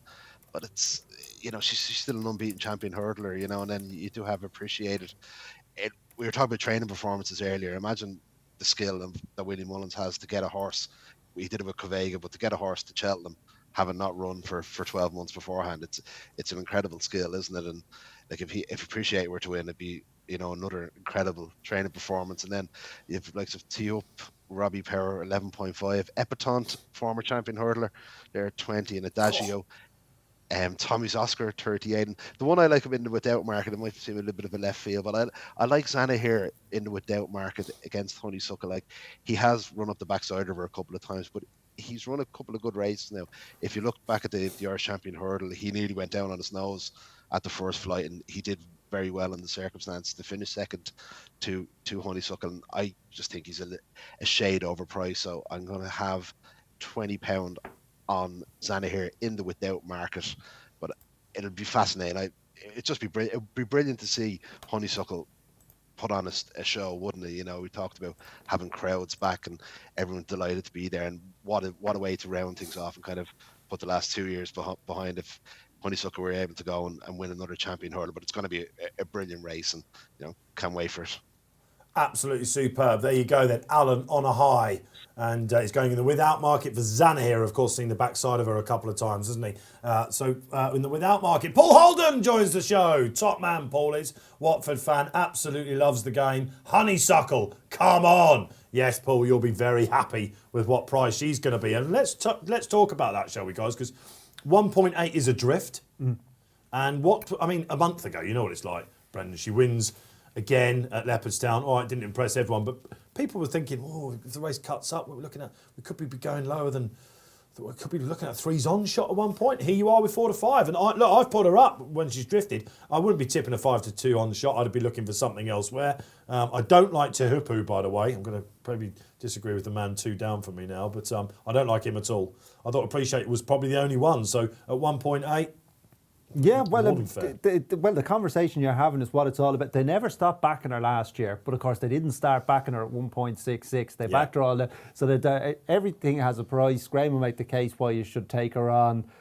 I mean, I feel like it's hard when you know what the price is, but if I was pricing this, I'd have her something like 2s on. yes. Because I really feel like if she runs her race, which she invariably does, she just wins. I mean, have you seen her form figures? It's very difficult to keep churning out wins in the way that she has done it. It's absolutely remarkable that she's gone 14 for 14. She is a great horse. On her best form, she will win. But in every great horse's career, there is a time when they start to wane. It just happens to everyone, I'm afraid, even us humans. With age and with the more races they have, the harder the races they have. And I have seen signs this year, particularly last time out at Leopardstown, when she was looking around her, which I don't think I've seen her do too many times before, where I just felt maybe she was getting a little bit wise to the whole game and she wasn't quite at her best. Racing Post ratings agree with me. Racing Post ratings have got her running £5 and £6 below her best twice this season on both occasions. The speed figures are also down. There's lots of reasons to suggest she isn't at her best. Now, if she's at her best, she will win. There's no doubt about it. But there's enough in those figures to suggest she isn't. Well, Chris Timms, one of our regulars, Chris, good to have you on, my man. And he says, Honeysuckle just wins, but would love to see, love it, if Tommy's Oscar run into a place for connections. Yeah, which is, the Hamiltons, crazy story that, isn't it? They've got 4 horses. Well, they're all Saturday horses. Well, this is it. It is, and they placed that horse really well, and now they're stepping up to the top table. They've got to have a go, and the best of luck to them. I mean, the ground will suit this horse, won't it? The Ian faster Hamilton's ground. put it down to the spring like water fast up ground? there. Nat Green told me she spoke to him when she went up to Kelso, and he was like, "It's the spring water. I'm telling you, we've got." It's not the way they train them; it's just what they drink. Absolutely, which could be said for a lot of us out there, isn't it? 100%. But yeah, you're right, Chris. It would certainly want to be the stories of all time at Cheltenham, I think, where Tommy's. And there was a lot of talk about him being the best of the Brits at one point, wasn't there? Well, I mean, I think you could make a case. I mean, he's not a massive price in the betting without in terms of what. So, Epatante, Adagio, and then him. I mean, they're not going to be. He's not going to be a huge price in the best of the British market, is he? Well, should there be a best of the Brits market? Oh, I bet you there is. Yeah, I bet you there is. Yeah, I've backed Tommy's Oscar each way anti-post, but I've gone off of him. Yeah, I remember you. Was it Haydock we covered? Yeah. And you started getting a bit jiggy then, didn't you? Yeah, well, it was a good performance. Funny race. It was it was not a bad time, and in comparison to John Bon, who we've just finishing second, albeit with fresh air to Constitution Hill, like he ran a time 5 seconds quicker than John Bon that day at Haydock. Now I know that it was a tactical race, the Haydock race, so you might be reading a little bit too much into it, but it is a fact that he was 20 lengths better than John Bon that day. Someone has noticed on the chat that as a group we're going through the card. Oh, great! Yeah. So we can morally. I mean, as a team, thanks to Alan and Corrick Rambler. Yeah. Well, this is it. We are going through the card. Well, we should be all right here because you lot are all going to tip. Well, I have gone for Honeysuckle because yeah? I think she is now a price, and I think I'm going to tip the only one that can beat her, which is Tehupu. I don't like him at all. He would be Why? my way of the race.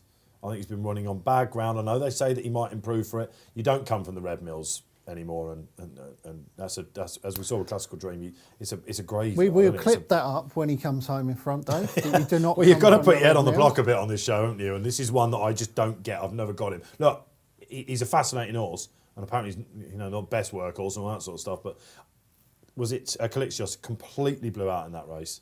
A lot of horses, like the tide turns, etc., were having yes. Did he completely blow out, or did he just dump into ran a no champion sort of race hurdle whatsoever. winner? No, he came fourth or something, didn't he? I can't remember what it was, but He was second. Was he second? Haven't looked like turning them over in Limerick. Durasso was second. You're thinking of the penultimate run. Sorry. Yeah, sorry.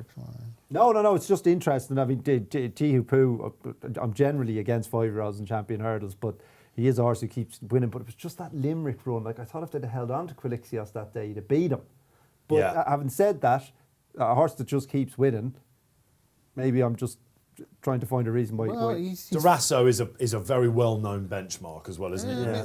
He's 5 years old. He's had 6 runs, I think, 7 runs over hurdles. He's a lot more lightly raced than these. He improved a stone on Racing Post ratings in that Red Meals. So if he improves, £5-6 pound, he definitely wins. Whew. He's got a similar. What was the name of the 5-year-old? Very similar profile to Espoir Dalin. Who won Espoir Dalin, as a 5-year-old 2 or 3 years ago. Gav Cromwell's horse. And came in with a similar prep under the radar, hadn't run in any of the big trial races, came in under the radar, everyone sort of underestimated him. I think there was a lot of people who said he probably was lucky winner because wasn't there there was a few superstars in it, wasn't there? Apples Jade and others. Serena was there as well. Yeah, there was. Yeah, that's it. And there was a bit of a melee early on. But Espada did win by 20 lengths. So I really fancy him. He's my best bet of the day to you, but I really think he'll win. What, over Constitution Hill, best bet of the day? Yeah, I really think he'll win this. This is great stuff. This is because I was worried coming on here that we were, for the sake of the show, that we were all just going to say Honeysuckle, and then I heard G-Rod last night, because you have to bear in mind, so she's on a notable milestone. She's looking for her 15th win. But I am also on a little bit of a personal milestone because this will be the 4th race in a row that I haven't laid her. So last year, I laid her in the Hatton's Grace. I laid her in the Irish Champion Hurdle. I laid her in the Champion Hurdle. I'm like one of those lab rats that keeps getting electrocuted. But I finally learned that all she does is win. The line of the day. All she does is win. So I'm not getting electrocuted anymore. But we have either that or you're numb to it. Maybe this is the day. Because this might be the first day you've ever laid her. This is the day. This is the day. I'm telling you. Oh, there's a clip for you out there. Well, let's see. Ed Gregson's doing our social out there. You can clip that up. That's a great social actually. Who has laid Honeysuckle to their detriment? I'm imagining quite a few of you have got one of those notches of her 14 wins on you. I have to say I've always been on the right side of her. Just have. I backed her when she won, when she really came to prominence. I really fancied her that day. And Rachel Blackmore, it was marvellous. A lot has been said about Henry's form, hasn't it? Again, a little bit like Nicky coming in. It's more of a general winter thing with Henry, isn't it? Yes, and a little bit like Gavin Cromwell as well. They definitely they have been in and out, but I suppose you have to have faith in them to have her right for the big day. And in fairness, they've been out of form when she's been running the couple of times this season. Though it was a big time. I was talking to my dad in the stand actually. He said, "This is very short, 5's on." Like, and I'm not getting electrocuted. But he said, "How can you, how could you back a horse at 5's on, given the stable form?" Yeah. But she just went and delivered. Yeah, and you said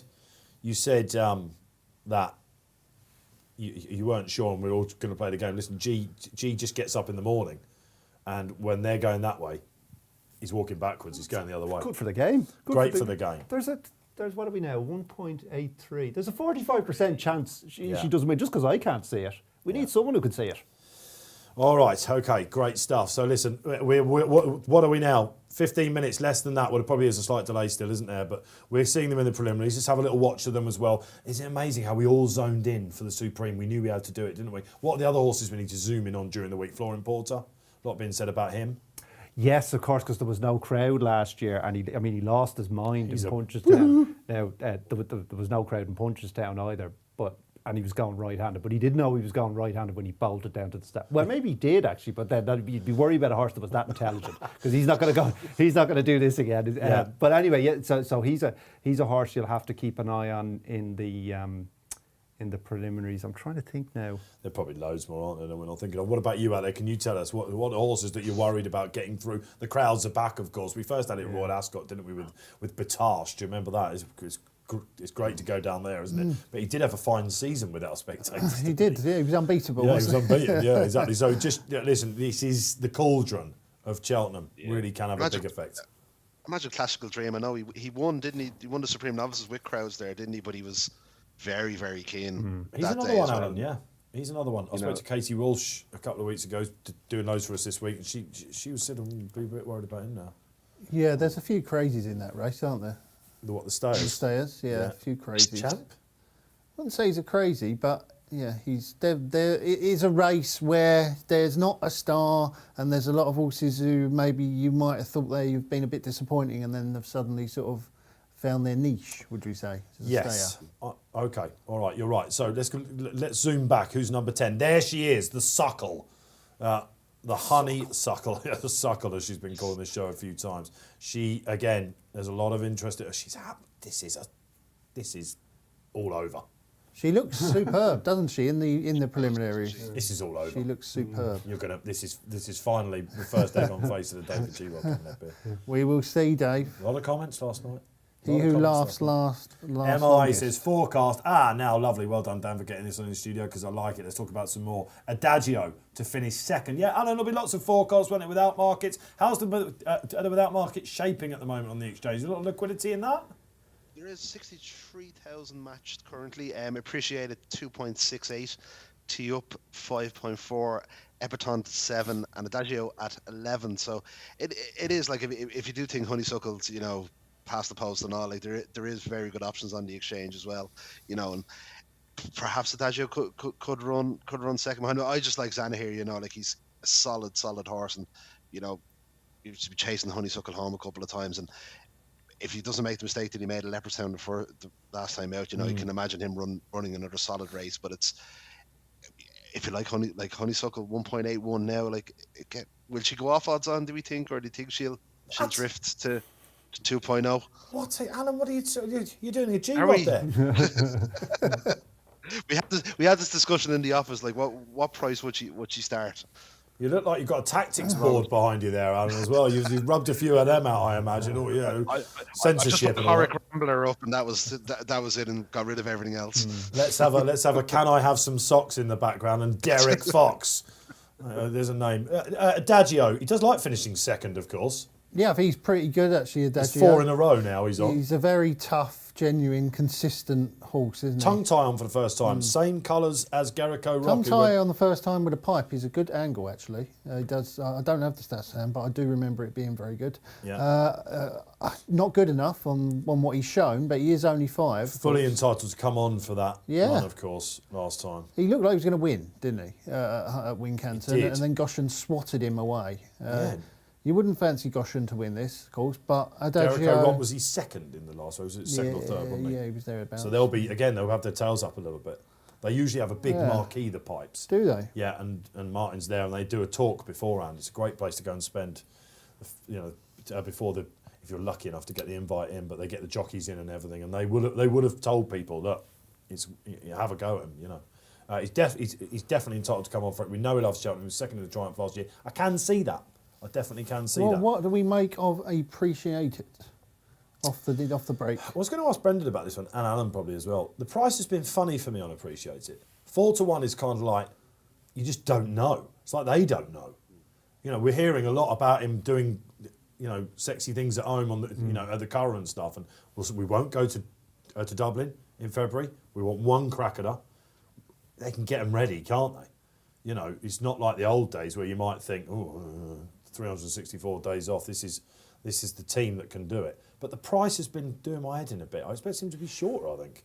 Oh, you expect him to be shorter because of the Because each way he's angle? fancied. Yeah, The bookmakers are dangling him a little bit, aren't they? Yeah, I mean, I certainly wouldn't be place laying him or anything, although I do think this is a competitive betting without heat. I could make a case for a lot of them, but I wouldn't be place laying it because it's Willie Mullins, and you see, I mean, there's so many examples, but just one example, because you mentioned it, was Classical Dream in Punchestown. He brings him back from a massive layoff, Great steps shout. up massively in trip, and you're thinking, here. And they just hammered it in the Yeah. betting. So I'm just not sure how good Appreciated is, but we know he can run to a level that certainly could hit the board here, and if he steps up, he's the legitimate main danger.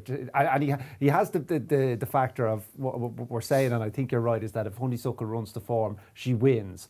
Well, she does against everything bar him. Yeah. Because we just don't know how good he is. That's why I said earlier on the show, I think he's one of the most exciting horses running anywhere this week. Had he had a run of it this season, obviously we know a lot about it, but a lot of people would have backed him for this at the start of the season if they hadn't have, they said he was going chasing and all that sort of thing. I think they're doing the right thing, by the way, because he's an 8-year-old. He might have just missed the boat there. What about Epatante? Let's talk about her. I'm really surprised that she's not shorter. They've got their 2 objectives ticked this year, haven't they? Nikki told me last week. I've been telling a few other people as well. Fighting 5th, just. I think. We forget it was a dead heat, of course. And then she went to Kempton. She did look back to her best. And the second G went and won the Betfair Hurdle. So the form is there. They reckon they've got her back right. I think they would have liked a bit more rain for her. You don't often say that about Hendo horses, do you? She likes the slop. Yeah, if she's back to her best, then she is probably the main danger, isn't she? I thought so. But we haven't seen her best form for the best part of 2 years since she won this race 2 years ago, wasn't it? Yeah. So her form definitely dropped off after, I think, even before she won her first fight in 5th, and then she dead heated this year. I just don't think she's as good as she was, and I'm not sure she would have been good enough to win it at her very best, but she would have been the biggest danger at her very best. Nikki said quite right, it wasn't the champion hurdle that, that it wasn't a strong champion hurdle, if you like. But again, she's an 8-year-old. We've seen Nikki do arguably it. should be peaking. We've seen him do it before with Sprinter Sacra, where he appeared to have completely gone, didn't he? His form dropped off big time, and then suddenly he was able to do it one more time at a big gig. But that was Sprinter Sacra. I don't think Epatante is in that sort of league. Tommy's Oscar down at the start now. He's a little bit on his toes. He wears the red hood. The reason why it's red is so that everyone can see it, basically, and then they take it off down at the start, just to keep them a little bit calm. But it's got him a little bit jiggy at the moment. I wouldn't know, really, if he does that sort of thing. Well, the fact that he wears a hood would suggest that He's a bit flighty. Just a- Yeah, of course. and not so sleepy is on his toes as well. But if he wasn't, you'd be really worried. So Again, are we sort of some people have said to me in the Without Market they fancy a fly, with Not So Sleepy. It's either win or bust with him, isn't it? yes, okay, yeah. So you just back him win only, betting without, and there might be competition for the lead here. But I suppose he's the most likely to take it out, is he? You never know with what him and Johnny He Burke are going to probably get. wants soft ground, really soft ground, probably. But I'm not a big ground punter, as you know. But Tom Seagal's tried to knock it out the park, price-wise, unsurprisingly, with Saint Roi. This is very interesting, isn't it? So he's done all his racing at Leopardstown pretty much since he won the county. He hacked up in the game. He hasn't gone on, has he? No, he did. You can see him. You can see him there. He's very jiggy. much on his toes. Oh, Yeah. very much so. And he does that on a wet Wednesday in Punchestown. He's just a very edgy horse. He's very hard on himself. Yeah. And I mean, I'm not going to criticise someone for putting up a horse 50 to 1 or 66 to 1, whatever it is. He is a talented horse, but he doesn't help himself. Okay, there you go. We've pretty much gone through them all, I think, haven't we? I mentioned for Glory and Fortune, just in case, because, of course, he did see the backside of Epatante and went and won the Betfair Hurdle. Big price when you look at it now, isn't it? One of those hindsight bets, basically. But, look, it's all been talked about. This is one of the races of the whole season, isn't it? Never mind the week. Yeah. It's a special race. yeah, this is the best hurdle of the whole season. Favourite without champion doubt. hurdle ever? Yeah. My favourite Mr. champion. Brack's third, a lot of people say, don't they? Yeah, I suppose Yeah. that would. That was probably, very special. I was just getting into racing in a big way then. Same. So I suppose you remember your salad days, Dave. don't you? Absolutely. I don't have a lot of them. Elliot's horses have been a little disappointing. The alarm bells are ringing. Recency bias. Well, it's Mighty Potter they're thinking of a little bit, aren't they? And Alan's hoping certainly not, aren't you, Alan? I wouldn't be worried, one or two races, the Mighty Potter did disappoint, but no, I'd be confident enough Santa here's going to run his race and hopefully be there at the end to fight it out with Honeysuckle. So Bubba's got a bit of the G-rods about him, basically, like a lot of us seem to have had today, but he's putting the cat amongst the pigeons. Historically, Elliot never has the greatest Tuesdays, does he? Arkle, don't really think. He hasn't won the Arkle, has he? Let's say no. Don't think he has. No, he's on the Irish version. He did win LeBake. Was LeBake his? The bake in the Yeah, Supreme. he did win the Supreme, yeah. That was a day, wasn't it? Yeah. But he does traditionally. I seem to remember that he led Willie very famously one year, didn't he? Like, it looked over. Yeah. And then Willie came out of nowhere.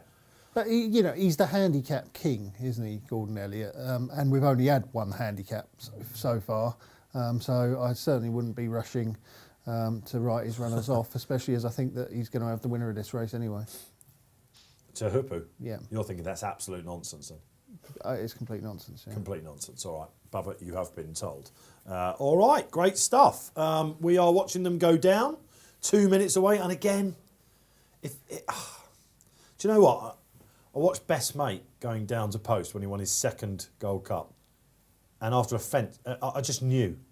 You just knew that he was going to absolutely thrash them, and this is reminding me a bit of this. Yeah, she looks unbelievable. Best Mate was a bit like all those horses that I mentioned earlier, wasn't he? Don't hit him too. It's fashionable to hit. Dodging bullets and sizing What? Side de Grugy and Edward Stone and all that. Oh, groans from Dublin even on that one. Absolute disgrace you are, man. But that's 3 Gold Cups. That's a compliment. You know, he just turned up and he won races. Ugh. Like Edward Stone does. You'll suggest, yeah, I mean, that second Gold Cup he probably didn't beat much, but in fact, I can't remember what he did beat. He used to beat also Ted Walsh's, didn't he? A Comanche Court, do you remember? Yeah. Oh yes, and I think Noel Mead had a horse that was pretty. Oh used yes, the the red and black colours. I think that's right. Great memory. See, your memory's there. Okay. Says the lab rat. He's like, I've been shot too many times to go back. Definitely the line of the day so far. Quite a lot of money coming for Appreciate It now. We said it was a hard horse to price. So. Yeah, 4.3 currently. Yeah, now this is what you want to see this is what you want to see if you're on Appreciate It, I think. Do you think, Alan, that could be people are like, oh, she's gone 8 to 11 now. If I'm not on, I mean, the commander's come back on and said you should already have your money on Honeysuckle. Now's not the time, basically. She was 7 to 4 at the start of the season. It was the one favourite, wasn't it? That people's, clever people said she'll go off a lot shorter today. That's borne out. But probably, look, I guess when they're looking at the exchange like that, they're thinking, well, there's only one horse that can beat it, so I may as well back it. Well, that's it, and like as you've talked about, if any trainer can get a horse to Cheltenham without a run, it's Willie Mullins, isn't it? And it's the confidence is being reflected in the exchange market now. Yeah, 4.4 Appreciated. But Honeysuckle, as they just come out, is probably going to go off around 1.79 BSP for the champion hurdle. Thank you, Alan. Sterling work so far today, mate. Let's hope we can go through the card then. Zana here in the without. G, best bet of the day, and he's on fire. Tuhupu. Not sure about that. Army and Brendan Duke, who are going simple. This will be 15 in a row for the mighty Honeysuckle. Oh, it's going to be sweet when she comes up the last. Absolutely superb. Yeah, I can tell you're relishing the idea of it already, aren't you? Well, look, whoever wins, this is a head-to-head here a little bit, isn't it? And I'm on a late to 11 shot and you're on it, so it's not really fair. But if Tuhupu wins, I will let you get out your chair and point your finger at me, and I will take it. Yeah. I still think Cara Cranber would be the shout of the day, but this would... No, actually, no, this would be, because you have to take on Honeysuckle as well. Big shout, isn't it? Cara Cranber was some shout. It's a big shout.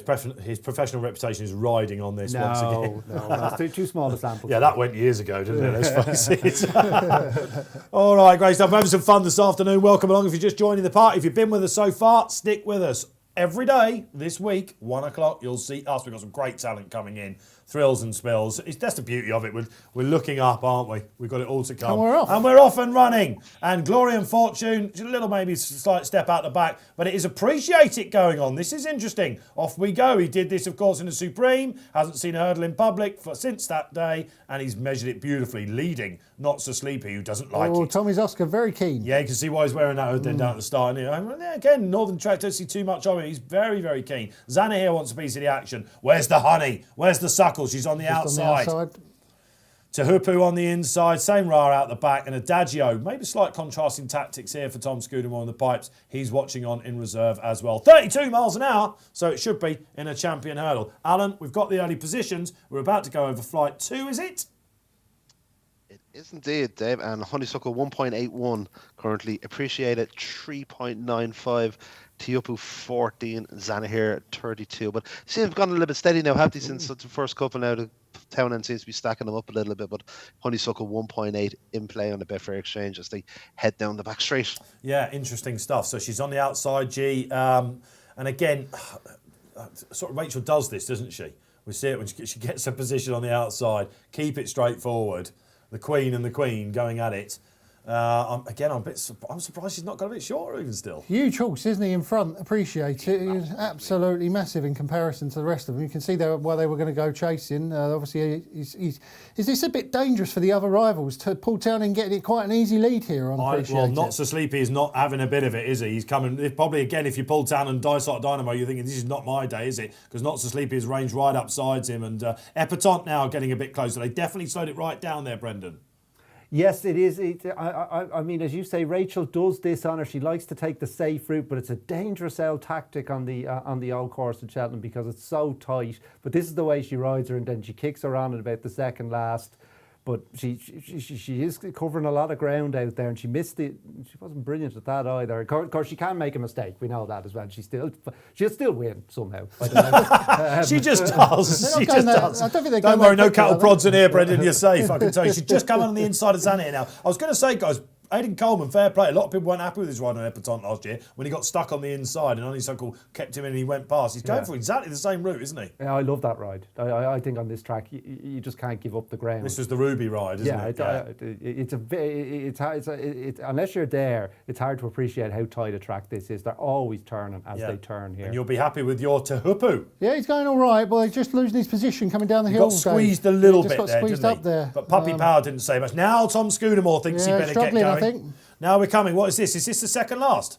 Yeah, well, they're Wow. third last. They're coming to third last. All right, third last it is then. And the giant, appreciate it. He's huge, isn't he? He's seen off Not So Sleepy. God, he's a monster, isn't he? And now Epatante comes and has a crack. Where's Honeysuckle? I can't see her. She's on the going bridle. Come on, the honey. Right, then this is going to be special. She gets the split. Rachel Blackmore, what a ride so far. Aidan Coleman's thinking, hang on a minute. Where have you come from on the inside? Ding, ding, like 2021 all over again. Is she Zana gonna here for go Alan. there? Still there. Now Appreciate It looks vulnerable. The Honeysuckle, what will she find? Let's Here we see. go. Appreciate It's got her, isn't he? I'm not sure. No, This is, I think oh, she's- now she goes to Here turbo. we go. Come on, the honey, up the famous hill you go. The place will be going absolutely berserk. Bookies, oh no, in the hands. Graeme, Rodway, Tehupu, absolutely nowhere. Appreciate It, not good enough. Epatante going to be the one for the crack. Can she possibly get beaten coming to last? Epatante's having a go. Epatante's run an absolute blinder. bad She wasn't mistake great at there. last. Zana here, come on with the without market. Alan's on an absolute flyer, but this is all over. The Queen has done it again. 15 in a row, and that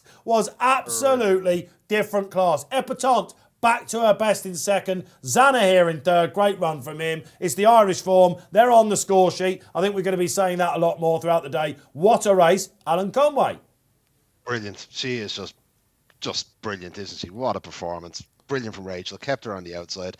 Nice and simple. And she's with the pantheon of greats, isn't she? Just dual champion hurdler. And people who backed her were never really in doubt. She traded a 1.9 a high in run as well. And she's just very, very special, isn't she? And, you know, brilliant to see. And, you know, 1-2 for the girls as well, with Epatante following her home as well. But, you know, just words fail you at a time like this. What a race, and what a race to see. And she's just very, very good, isn't she?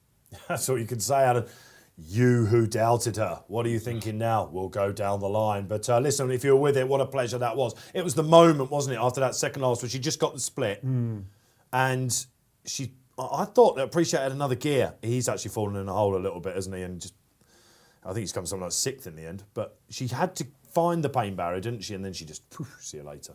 Yes, I mean she's a remarkable. I mean, I hate that trip on the old course, as I'm saying, in running that wide trip, because you're losing so much ground. She made a mistake at the third hurdle. But again, she can make the odd mistake. But I suppose the reason why you do it, that safety first ride, is you're nearly going out there thinking she has to be brought down to get beaten. Yeah. And she again, I'm not sure if she was doing a whole pile in front, but she found a way to win. And yeah, that's what she does. She just wins. There was a great moment when he said in running as well, she'll just find some way to win. Well, that's the years of pain I'm talking there. Yeah. If anyone knows. Yeah, I know. Yeah, okay. No more scores for Brendan there. You were confident she was going to get beaten last night, but you did say if she ran to her best, she'd win. She probably has done, hasn't she? Yeah, I think she has run to her best, which she was always going to win if she ran to her best. And her two biggest rivals in the market have run well below form. I mean, Tehupu was beaten at the top of the hill, so What are we thinking about that? I presume that he must need soft ground. We didn't know that going in. It was always a chance. Robbie Power was saying he thought he wanted good ground. But he's just. Was it we had a social, didn't we, about the? I mean, and the other one. A lot of people on Queen's Brook coming up in the next, our final race of the day, and they'll be slightly worried about that. Zanahir was there. Zanahir's run all right, of course, sorry. But Appreciate It has run also miles below form. You know, I mean, he's fallen in a complete hole coming up the hill. She's run to her best. She's a great mare. She is remarkable. She's done it again. But the two biggest rivals have not run their race, for sure. I guess if anyone was getting the 5 places as well, Sam Riles won well for price-wise out there as well. As he got 5th. I think he might even got 4th, actually. Did he? Probably did, yeah. Look, Appreciate It. Yeah, he's just absolutely out on his shield, isn't it? It just shows you what they have to do in this Champion Hurdle. But she is a whippet, isn't she? And she's so uncomplicated as well, isn't she? Like, you don't have to worry about either dropping her up or kicking her in the belly and making a runner with her as well. You can just do whatever you want with her in a race, and she's just remarkable, isn't she? She just wins races. I mean, I wasn't around in the time, of Dawn Run really, and everyone sort of says, well, this, it's between her and Dawn Run. But for my money, I mean, this is just different gravy, mare-wise, isn't it? I think just absolutely different gravy. Okay, Alan, let's go back to you. How big did she go? Is what I want to ask. 1.9 was her high in run as well, so just a shade of odds on as well. So it was a typical Rachel ride, wasn't it, on Honeysuckle? It's just kind of kept her out wide, out of trouble, let her pop away, and she just has that turbo, doesn't she? That when Rachel wants her, she's always there, and it'll be interesting now. Like, I mean, we're waiting on the prices for a third Champion Hurdle next year. But you know where I'm going with this. Imagine what Punchestown would be our final race this year, and then all roads lead back to this time next year. But it's just great, isn't it, to have such a mare, and imagine what it's like to be there as well. Full crowd, and the Irish have got a winner on the board. We're clawing our way back as well. We are after a slow start, but no, it was brilliant. I thought Epatante ran a very good race as well, didn't she? Yeah. For a big price, she was a BSP of 27.4. In the win market, and then Zanahir was 25.7 as well. So a couple of outsiders, ran big races. But you want to see the best horses winning the best races, and that's what Honeysuckle has done. Alan, we're going through the card. That's all you need to know. It's an easy game, Dave, isn't it? It's a team game, my man. Team game. Yeah, absolutely thrilled with that. That was absolutely lovely. Epatante back to best without a doubt. She wasn't great at last either, was she? She's run a stormer. Yeah, no, she ran very, very well, Epatante. She was coming at her when she made that bad mistake at the last. Obviously wouldn't have beaten her. And Zanahir ran his usual kind of race. That race was always kind of going to go two ways. It was either going to be Honeysuckle turn up and beat them up like she always does. Yeah, you are right. The two horses, the unknown horses, were the Elliott and the Mullins horse. And they Appreciate It. Who ran a blinder, really just tired.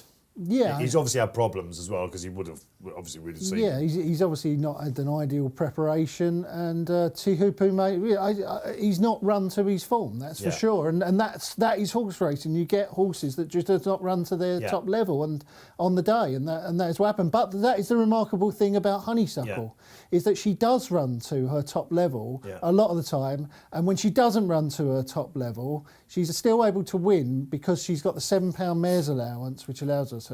Now, Brendan was a little bit late coming into the studio today, and I half wondered whether he'd had a cash bet actually on his way in. But it's fair to say that he's either retired on the back of Honeysuckle, or perhaps the lab rat has actually laid her again, and he's all bluffing us off because Alan, while he was talking away, Brendan's disappeared. He's gone. The invisible man, the lab rat. I can see him. He's in the gallery. Listen. It's bladder time sometimes here on this show, and we're seasoned pros at that now, right? We know exactly what we're doing. We've done enough of these shows. Yeah. If you think that when these Racing Post Lives are being put together, that we're just sitting in here, just having a lovely time pre-show, there he comes. Here's the Duke. He's back. And probably feeling a lot more comfortable as well. Apologies, lads. My bladder, like my memory, is weak. So I'm back. I've got you and Millington tomorrow. I think his is the worst I've come across yet on this show. So I'll be prepared to do more talking than is even normal the case. But we're all back now, and we've got one more race to go. There she is, the Honeysuckle. It's all easy, this game, isn't it? Who backed her at the start of the season? Who backed her last year? A lot of people do. Constitution Hill was 3s, Alan. As soon as you get the price for her, please, we want to know. We'll let you know. Our traders are beavering away trying to come up with a price for next year. But yeah, as soon as we know, we'll let everybody know. But it's what price would you price her up yourselves if you had to? Well, she's make got to a be market Fav, now? hasn't she? She's got to be Fav. Yeah. You might not agree with that wholly because you do see the holes in her. Sort of. But Brenda, do you feel like you're taking on Frankel? Yeah, I do have a quite well-known past of taking on all the greats. In fact, Coulter Star cost me, lots of money because the amount of times I laid him like Brendan with Honeysuckle until he suddenly got stung enough times. I'm not clever enough to realise when I'm beaten, and I just keep going back. However, I do also say that. In our position, I shouldn't be obviously tipping horses like Honeysuckle because that is not really my job, is it? I'm not here to tell you that Honeysuckle is the best mare around or the best horse around because everyone can see that. Yeah. My job is to try and find a reason why she can get beat, and sometimes it comes off and sometimes it doesn't. Yeah. She's she's obviously the best since Storm Run, isn't she? Like I say, I don't know whether would it be a British scenario, but I've seen all the replays. I've heard a lot of racing folk talk, Tony Mullins, John, all that sort of thing. But this is, probably because she'll never jump a fence, but we don't imagine she will.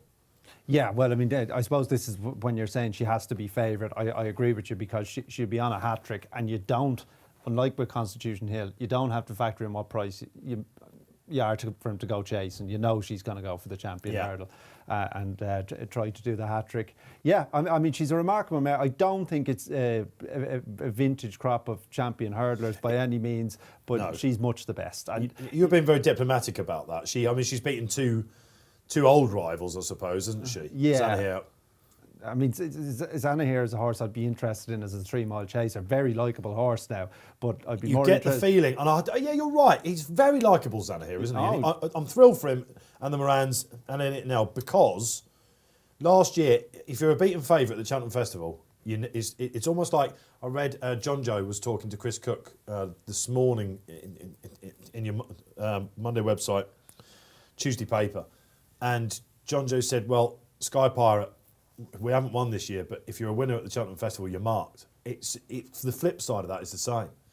If you're a beaten favourite like Zanahiyr was in the Triumph, people are always sort of knocking you ever after, even if you go and win. But you get the feeling he's a 5-year-old waiting to go chasing, I think. So he would be a solid benchmark. And of course, she's beaten the previous winner, so you ought to be positive. And if you could say that was probably the St. Ra that won the County Hurdle a couple of years back. Well, yeah, I don't know. She just wins, but you get the feeling there's not that much behind her, don't you? If Epatante, Zanahiyr and St. Ra had fought out the finish and she hadn't turned up, you'd be saying pretty poor champion, wouldn't you? Yeah, I suppose the only thing you'd say is we were reliving our salad glory days with Istabrack. You were probably glad for Istabrack that Limestone Lad was around because Istabrack didn't really beat much in his champion hurdles. Fair enough. Ooh, I don't know. There was the 2000 was a good year. Was it He beat Theatre World, didn't he, twice? His stablemate followed him home a couple of occasions. So, Orton used to chase him home, didn't he? And a horse called Blue Lord of Henderson's, who was unfortunately plagued after that. But I think that year when he beat Orton was a pretty good year. Okay. But yeah, no, that's a good point. The generation that we all loved, of course, was Brave Inca, Hardy, Eustace. Well, that's also another interesting question, isn't it? Do these horses go on the 1-1-1-1-1s because they don't have, talented rivals like that, whereas Brave Inca, Hardy, Eustace, they were utter top-notchers, weren't they? You're going to take a few losses now and then, aren't you, like the good boxers? Well, that's absolutely the case, but as Graeme was saying, you do need a remarkable horse to keep running to a level of consistency. It might not be a level that would beat other brilliant horses consistently, but she just turns up and runs to a level, and that level is always good enough. And it's going to hit the pages, isn't it? One beautiful thing about this, I'm sure it's the same in Ireland, guys, as well. Everywhere we go, you're driving into London today, the billboards of Rachel Blackmore, it's all the adverts, Cheltenham's Bat Jockey Club Durham and things like that. It's great to see. Yeah, I actually was doing the school run this morning, and the kids always stop off and look inside the newsagents and look at the front page of the paper. Now, don't ask me why they The do Racing that. Post all the times. No, it's always like, I don't know, whatever paper's on show Right. that they can see through the window. And for the first time that I've ever heard them, they all came back to me and said, oh, horse racing's on the front page of the paper today. Brilliant. And actually, Brilliant. yeah, there's a great thing on Twitter, isn't there, with they do the papers at the BBC the night before. And I think every single paper had a little bit of Cheltenham on it. Yeah, and It's marvellous, that on the front page. You know, no, but she is an absolute boon for racing. I mean, Yeah. she doesn't like. We're going to see on the 9 o'clock news is what Yeah, I'm saying, aren't we? She doesn't like to be talked about as a female jockey. She likes to be talked about as a jockey, and that's a fact. But you can imagine the marketing departments are just drooling because women's sport is in an interesting place. It's getting an awful lot more coverage, which is great, but it could face a bit of an existential crisis down the road in terms of who can compete in it. But she is competing against the boys, so there'll be no issue there. And it just doesn't happen in sports, does it? I mean, there will be a film about it because, you know, like there was with Michelle Payne, who of course won the greatest race down under the Melbourne Cup. Because to do what she did last year, when you actually say it out loud, 1-2 in the Gold Cup, 1-2 in the Grand National. You know, that's silly stuff, isn't it? Yeah.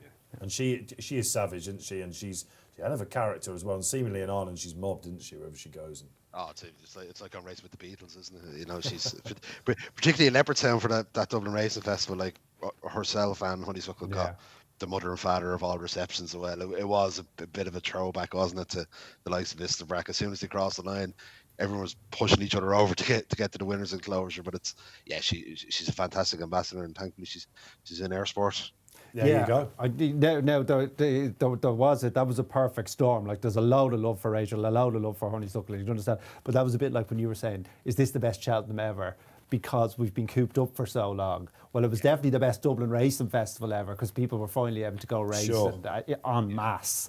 And then the poster girl delivers on the poster girl. So that was a great day. And there'll be loads of people that just back or whatever, weren't they? You know, people that just, you know, take the whole week off, that don't watch racing for the rest of the year but love Cheltenham. And they're just like, I'm just going to back the Honey. But the double is on. We should say that as well, shouldn't we? The Shishkin Honey double is on. The first leg is in. All the Accas are going. Or the first leg of the treble, if you like. Is it Allaho on Thursday? That's the biggie, isn't it? Yeah. One of them will get beat, won't they? What price Shishkin tomorrow as the crow flies, Alan, out there at the minute? Is he going to... I mean, he's not going to drift that much, is he? Just checked now. He is currently 2.06 odds against. Okay. Wow, after Constitution Hill blowed him up still. Wow, so that's on the exchange, is it? Obviously, yeah. It is indeed. An Ergamine 4.8, Chatham Persois 7, and a Nuber Negra at 14.5. But I'm a bit surprised the Shishkin's odds against now, you know, considering he did. I'm sure we'll get into him, you know, the distance ass of Ascot as well, but he did beat an Ergamine seemingly without incident, you know, and then Chatham Persois, it just depends which side of the bed he gets out of, isn't it? You know, if the Irish Chatham arrives, he's going to run a very big race. But like last year, he travelled, jumped, led to the last, and just didn't get home. So could be a bit of value in Shishkin at the moment. I'd agree with that. Gee, we're losing you now, but we're going to see you on many other things. You're doing Good Morning Cheltenham on. You're going to be sort of enjoying Cheltenham, but you will be hopefully buzzing down to you and seeing some social things going on. Yeah, absolutely. Yeah, I'm really looking forward to getting down there. Should be a great rest of the week. Shishkin? Dave. Shishkin, yeah, I think he'll win. Trevor Meek says, I think there may be a lot of non-runners tomorrow. Ooh, if it doesn't rain tonight. All the soft ground horses are running poorly. Let's have a look. Okay, Trevor, welcome to the party. Are we due a ground update as well? It doesn't look like it's got the soft, does it? No, the times may prove that wrong, but it doesn't look like good to soft on my own train. The problem he has is that there's rain forecast tomorrow. So if there was a dry forecast tomorrow, he would slam a load of water on it tonight. But if he goes and slams a load of water on it tonight and it pours down tomorrow, which it is forecast to, then he's in lap of the gods. So I think he will leave it and hope that it rains. But I think he has to, because there's rain forecast into Wednesday night as well, and particularly with the new course. So if they've already put water on it, I understand why they don't want non-runners. But if he's talking about 10 mils, and that's the upper amount they could get. But then you get that new course thing where they're all fighting each other to be on the hair rail, and it's not a great look, that is it? Heavy rain tomorrow. Heavy rain. But Heavy then he has rain. to, you can't put water on. Yeah, so Trevor, we see where you're going with this, and actually Honeysuckle, just comparatively looking at the times, she's the only negative time so far, funnily enough. She's slow by 1.13. Even the Ultimate was fast, Corrick Rambler, that broke standard, and so did the Arkle as well, and it just makes that Constitution Hill race look freaky, doesn't it? Yeah. Course record. Yeah, he is freaky. He's a freak. He is freaky Constitution Hill. Magnificent day. We said this would be the best festival ever, and we're on course, aren't It's been great, hasn't it, so far? What It's a not like first me day to we've over had. dramatise things, so never let it be said. It's been great, though, hasn't it? It really has. It's really delivered. What wins the Gold Cup? I'm with. I'm not sure who I'm with yet. Who do you Okay. like? You're going in cold. Well, I've been Galvin. I think the price is a bit silly now, Galvin, because I think Appletar's a better horse. The problem is, like, my head tells me that Minella Indo will win it, but then there's something else. He's the one I can't have. My instincts tell me not. Do you know? Yeah, you backed him last year, didn't you? But you it was one of those early bets, and you'd sort of forgotten about it, and Yes, because he and comes to Cheltenham and lights up. he does. But I think that the win in the Gold Cup last year ended him. I don't. I'm think afraid to say I'm in don't think Brendan's camp, which hasn't been a bad place to be. I don't think he's willing to run through the pain barrier anymore. Yeah, I've got a feeling you might be right, and I think that Irish Gold Cup, although we might see difference, hopefully with Conflated goes well in the Ryanair, I think that it's the Savills form for me, and I think it'll be upheld. Tornado Flyer, I'm expecting to be a bit of a sneaky one. King George, I think he's been maybe. totally overlooked. I think he's just been disrespected. If you wanted to, with my just head on, not my heart, I think Tornado Flyer could be coming with a wet sail It's again. got the look of a race where there could be a surprise. Do you Possibly. think? Okay, let's get another social up. Great stuff. Rolling in. Loving your interaction with us this afternoon. You make the show. You know you do. And Dim comes on. Welcome back. Only one pick for the remainder of the card. HMS Seahorse in the 450. Great platform. Has run well in a few big field handicaps. Okay, so before we go to our final race, we've got 15 minutes before the mares. There are two races after this. We said we'd talk about Gaelic Warrior. Let's talk about HMS Seahorse first. Are these horses turn? It looks like a great Boodles, doesn't it, by the way? Big field, unexposed horses everywhere. But there's one potential problem. We gave a mark of 129 to Gaelic Warrior. I just think he's going to hack up. Yeah, that was definitely done on Friday evening, wasn't it? At 5 o'clock, just before shut down for the weekend to give him his mark. It's incredible. It's incredible, Alan, because Petit Tonnerre got 135. Yeah. So that's about right. Yeah. So where did they come up with 120? So they did the work for Petit Tonnerre. Yeah. But it's some chancy mark to take. And then in fairness to Connections, they've come out and been very upfront about it. We were either going to put him away for the Supreme next year, or if you rick the handicap mark, we were going to go over and burgle the Boodles. So yeah, as Kills has quite rightly been saying, they have changed the way they handicap the juveniles and the French horses in particular. And on the old system, the horses that finished either side of him last time will now be rated in the 150s and the 160s. Okay. Right, so it's it looks like it could be. The handicappers took a lot of flack last year, didn't they? Yeah. So are they going to take more this year after Well, this? if that goes and wins after track, then we'll just sort of wipe our noses and move on. I think that there was Tom Siegel was saying last night. This is the one horse at the festival he hopes doesn't win. Well, as Tom was saying that, I was speaking to Benny Blackmore, who runs our social team, and I said nap of the week, and he goes, Gaelic Warrior doesn't get beaten, Dave. And literally Tom then within seconds said that, and I went, but there are two tribes, aren't there? There are a lot of I won't be going near a 5-2 shot in 22 running field, understandably. But if it was any other team, he'd probably be double the price, despite the fact we're going, God, that looks well in, doesn't it? But it's them, isn't it? And apparently they think he goes as well as Vauban. That's one of your naps of the week, isn't it, Vauban? Yeah, that's one of my naps of the week. And that I was saying, people are asking me, why is he so short? And I said, well, he must be working with Vauban. Yeah. HMS Seahorse looks like a very, very interesting horse Yeah, out there. the thing with HMS Seahorse, just quickly, is that Paul Nolan won the first ever renewal of this with Dabaroon in 2005. Massive shock, wasn't has it? never had a runner in it Carberry since. rode that in Yeah. I don't know, black colours I seem to remember. This is never had a runner Always since. nicked one, didn't he, Nolan? Mrs. Yeah. Milner, who runs in the next, of course. Yeah, well, he had a very lean spell for a long time. Yeah, he did. He lost a lot of his owners did. when the Irish economy went bust, but he's fought back One of the really great well. characters of the game. Yeah, Oh, very, yes, he's watching from Toronto in Canada. Some Oh, poutine. Ryan. Fantastic. Welcome along, my man. Watching in from Toronto, Canada. Great coverage, gentlemen. Happy days. Off to buy some poutine with my winnings. It's your favourite, yeah, isn't it? I've been to Toronto many times because my wife is from Toronto. Fun enough, Toronto. So yeah, and I will be back in the summer, Ryan. So I'm looking forward to some poutine myself. What is a poutine? A poutine is chips with gravy and cheese curds on top. I like every word you said there. Yeah, it's Oh, lovely. yeah. It's really good. You've been a minority of one probably, but occasionally people do like every word you say. Ben's actually come up on my chat and he said, Alan, this is interesting. You were talking about what the Betfair racing odds would be for next year's champion hurdle. That 3-1 was taken, wasn't it? It was snapped if it was now. And interestingly now, we've priced up the Punchestown champion hurdle now. If Constitution Hill were to come over, we've priced it up as Honeysuckle 8-13 and Constitution Hill 9-4. So for the 2 mile grade 1 at the Punchestown Festival. So I'm not sure if the 9-4 may tempt Michael Buckley to come over. Come on, Bookers. Come on, Buckers. Give the people what they want. Yeah, but you've got a feeling that Nicky probably watched that, hasn't he?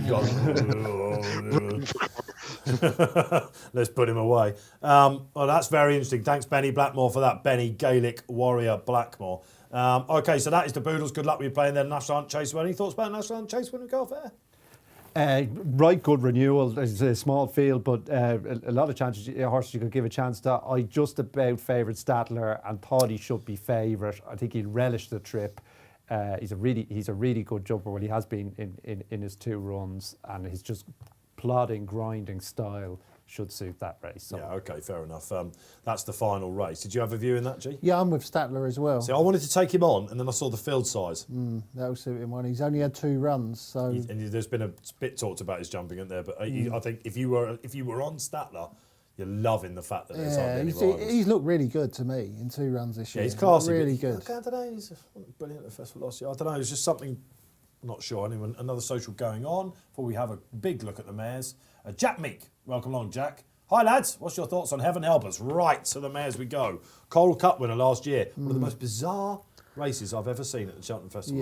Yeah. Weird race, wasn't it? They basically just thought that she was going to come back, didn't she? She got an easy lead, didn't she? A very easy lead. She's running top company though since. She takes on Honeysuckle and that, didn't she?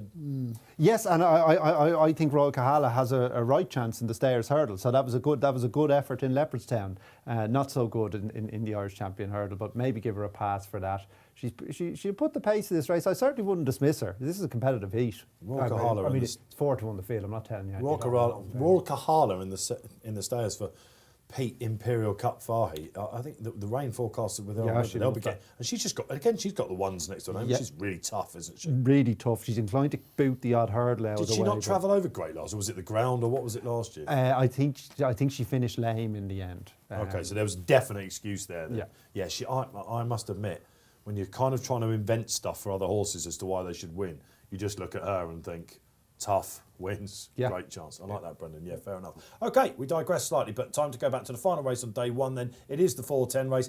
We're agreeing, Alan, as we try to go through the card, and Gordon Elliott gave us a ray of hope in the last race. He did indeed. Zanaher ran a good race, didn't he? Now I was just beat by 2 champion hurdlers into 3rd, but I don't think the alarm bells should be ringing quite as loud for Gordon quite yet. Stormy Ireland is our favourite, currently at 4.9. Tell me something, girl. I won't bleed anyone's ears by trying to sing that particular song. Is 5.4 now. Queensbrook at 6, and then Echoes in Rain at 8.6 with Burn and Victory at 9.4. But for me, I haven't lost the faith in Gordon and Jack Kennedy just yet, and I'm going to have a £20 win bet on Queensbrook in the Mares Hurdle. So that is my last bet of the day, and hopefully we'll be able to finish off the card as we started it. You've had a great day, Alan. Correct Ramble will forever be your horse now on this show. You've been marked. Of course, it has been a good day. We are going through the card team-wise.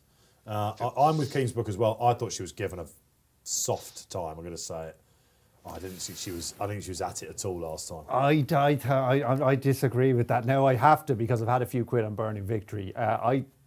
I'm very conscious with Dennis O'Regan that one of his great skills is he gets horses to finish as close as they can, because he seems to have a real knack for knowing how fast they can go. Yes, gentle hands. Isn't Oh, it? very much so. And I thought Burning Victory put that race to bed, and then she just, because of the way he conserved her, she got closer than she deserved to. Now, she's £3 better off, and they said that maybe she wasn't fully tuned up. Again, this would be Elliot Britt, because Burning Victory, I'd say there's nothing of her. I wouldn't say she takes any sort of getting fit. So she could definitely come forward fitness-wise, but I was struggling to see why she should be ahead of Burning Victory in the betting. Yeah, that, I must admit, you do think, because she's a Triumph winner, of course, Burning Victory, Yeah. isn't she? But of course, she got probably the luckiest Triumph winner in history. Well, that's true, but she would have finished second in a Triumph yes. boot and hurdles out of the way. Yeah. She jumped really well in Punchestown. This was held her back over hurdles. Like, we know she's a big engine. She's second Yeah. to a complete tartar in the Cesarewitch, that horse of Henderson's. Buzz.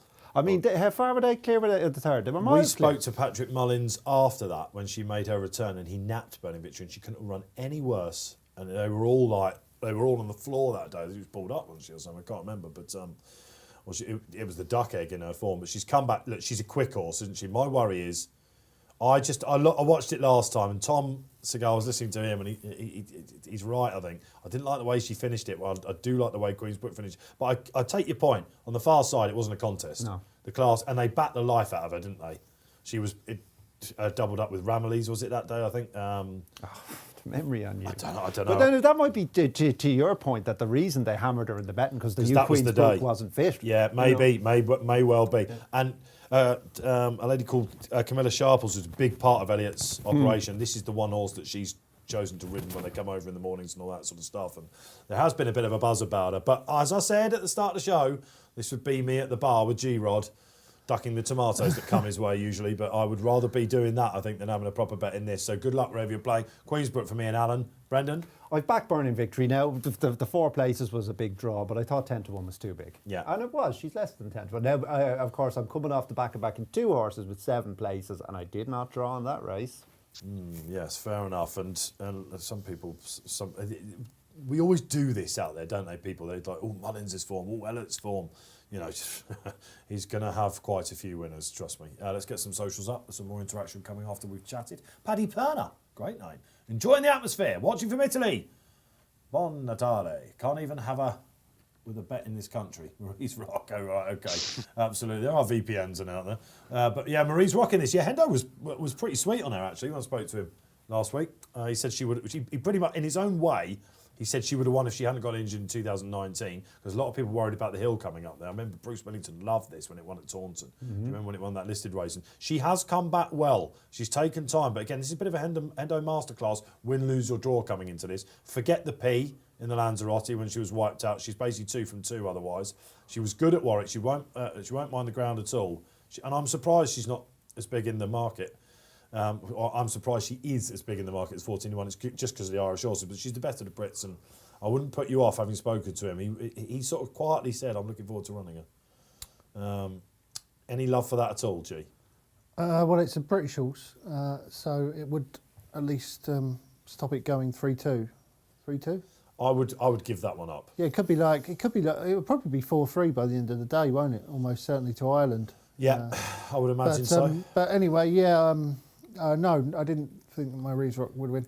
I thought it was a very, very difficult race because I thought that you could make a case for 5 or 6 of them. It's a tough race. Stormy Island's got the best form.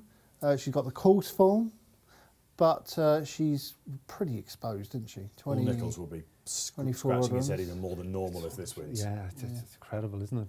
It does make you wonder. And she's owned by Will Kinsey and a couple of guys out there, and look, she's been a great story. And I mean, how she came back, Nichols isn't sure, and won there last time. But there's been proper money for her, and obviously Paul's picked her. Tell me something, girl's been really weak, hasn't she? And she, winner last year. We've just seen the connections take out the champion hurdle. She's a big eye catcher at Leopardstown.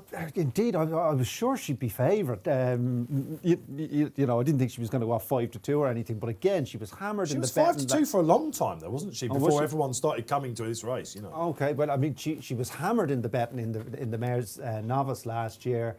Again, she improved no end when she got on spring ground. Fine effort in Leopardstown, as you say.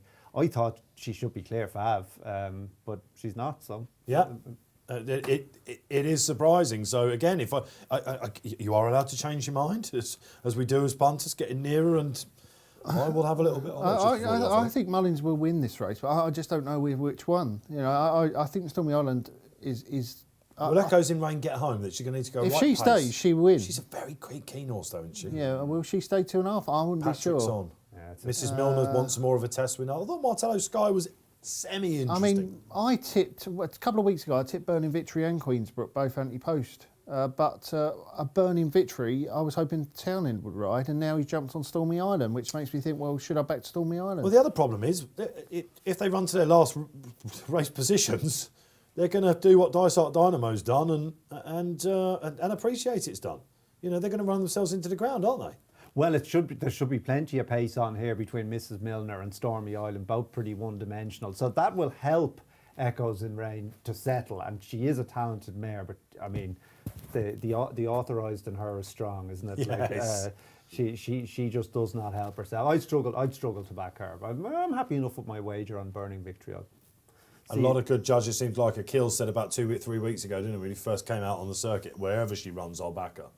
I bet he wasn't expecting Sean O'Keefe to be riding her, though. No, he probably wasn't. Because, what about Mrs. Milner? Any love for the Potemps winner? Is Nolan? Not on this trip. She went further. Yeah, probably does, doesn't she? She's got good course form, though, hasn't she? Yeah, she has. Queensbrook, obviously, they said that she would badly need the run. That day when she was against. It looked all over like they were prepping. Sometimes you just see it. Gordon Elliott said. But me and Brandon see it wrong. Again, it's opinions, isn't it? And he said she's a very hard mare to get fit, and I might even have to give her another racecourse gallop before the race. So he obviously thought she was well short of top fitness, and she got within half a length of Burning Victory at the line. So gone are the days of the hot pots in these races, aren't they? I backed Stormy Island, but it's not my favourite race in the calendar, like you, Dave. Do you remember when Quevegas used to turn up, and she always looked? I mean, in running, she must have gone big, Alan. I'm imagining Quevega would have been the classic in running because she always looked beaten, didn't she? Despite she was like Honeysuckle, just somehow won this race, but it's wide open. Didn't she? Yeah, who is leading the way then? Well, the money's coming for Queensbrook. She's found 5.1 in Jocelyn for favouritism with Stormy Island, who's 4.9. Tell me something, girl. Badly on the drift, out to 7 now. Burning Victory coming in slightly again, 6.8, but there's only one horse that the people want to be with on the Betfair Exchange, and that's Queensbrook, 5.1 from a high of 6.4 in the last couple of minutes. Oh, well, he hit the crossbar in the last. Could this be the opening win for Gordon Elliott in 2022? And the Morans as well. A lot of people are expecting them to have a very good week as well. Like a Ginto going for the Albert Bartlett, of course. OK, we are lining up, I'm delighted to say, as the clouds seem to gather over Prestbury Park somewhat. Yeah, maybe the rain is going to arrive. Here it comes. Get ready. It can all change through the week.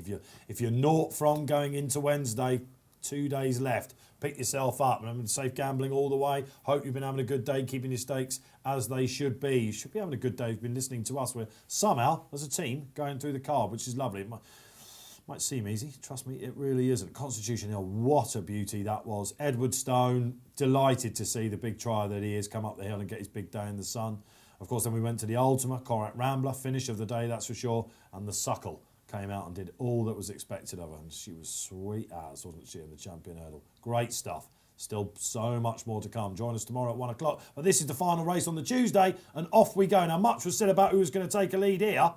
Burning Victory, keen on the outside. Stormy Island has got the lead. Heaven help us, of course. She's only got one way of running. She's up there. Queensbrook, really full of herself there, isn't she, I think? Looking for Echoes in Rain. Wanted to see how she settled. She's a bit keen out the back. I'll tell you what, some girls keen, and she's last of all. Brendan, how are you feeling now you've seen the positions? Well, it's going to be a strongly run race as we expected. I'm relatively happy. I'm 2 off the rail, sitting 5th there. Tell Me Something Girl was the subject of an exaggerated hold-up ride last year, so I wouldn't imagine her supporters are too alarmed.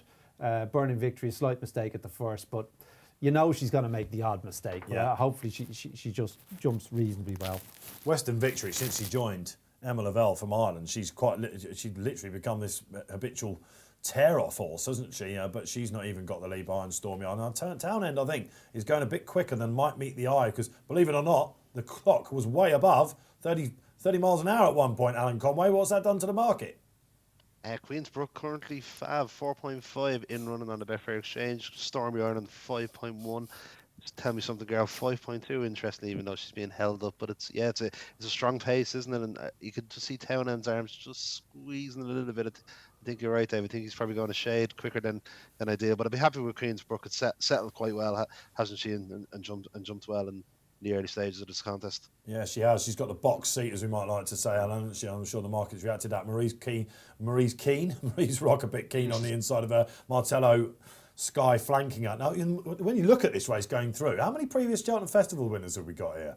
We've got Heaven Help Us, we've got Burning Victory, we've got Indefatigable, we've got Tell Me Something Girl, and we've got Mrs. Milner. This is a parade of winners. It is, yeah. Yeah, absolutely fantastic to see, isn't it? I was just going through that going, hang on a minute. Absolutely superb. Nada to Prada, one of the big outsiders for the Scudamores, carrying very similar colours, if not the same colours, to put the kettle on, who we're going to see the reigning champion Chaser back tomorrow. She's absolutely confounded me. Indefatigable, apparently pleasing at home at Paul Webber's. Of course, won the Martin Pipe conditional race a few years back. Needs a strong pace to reverse that form with Marie's Rock, but she's absolutely tanking through. Now Rachel Blackmore's trying to get a bit closer on Tell Me Something Girl. What's that on the inside there in the green colours? That Echoes in Rain, it is, isn't it? Yep. How are you feeling You about over the victory that burns? Well, she's travelling really kindly. I think she's enjoying getting a lead, and she's jumping well. She jumped well in Punchestown, but of course she got a solo in front, so I wasn't sure. We'll see if her jumping holds up, but I think she has the biggest engine in this race. And I'm feeling pretty happy. Pretty happy. Oh yeah, the commentator's curse happens on this show a lot, Brendan. I should have warned you about that one. Well, she was clever enough. I mean, it wasn't a complete Yeah, harlot. no, it wasn't at all. Yeah. Okay, Heaven Help Us then. Last year's Coral Cup winner, eyeballing Western Victory up front. Martello Sky, Bryony Foss, big ride for her on the day. Stormy Island has had the lead grabbed off her, but still going well, G-Ross. Yeah, she is, but they don't like her on the exchange. She drifted right out, but she's travelling well. Being staked by Queensbrook there. I think Burning Victory just got was a Milner's going recipient well. of it as well slightly. All right, we're getting to the business end. The final race of the day here on Racing Post Live. What was that? There was a little stumble by Queensbrook. I think she just ran into the back of Clippy Hills. Yeah, Clippy Hills. She's Stayed up, luckily. proper powerfully, isn't she? And this time she's got a march on Burning Victory. Let's see how they go. The fact that Indefatigable is this close would be ominous. She's a proper stayer. And now they're starting to get the afterburners are on. We get this lovely head on. Burning Victory's got quite a lot of horse underneath him, I think. Look at Tell Me Something Girl on the outside. Yeah. This will be confounding. Yeah, Echoes in Rain. Travelling. Some people thought she'd be a champion hurdle contender at the start of the Cheltenham's season. going well on Stormy Island still. Look at Mrs. Milner. She's not out of it either. All right, all to play for then. Heaven help us leaves us in. I wonder what he's got underneath him. Jack Kennedy on Queensbrook. Not so sure. He's very confident, isn't he? Very confident. Coming to 2 out then. This is all so crucial. She wants to go right a little bit, doesn't she? Indefatigable goes, brings down Marie's Rock.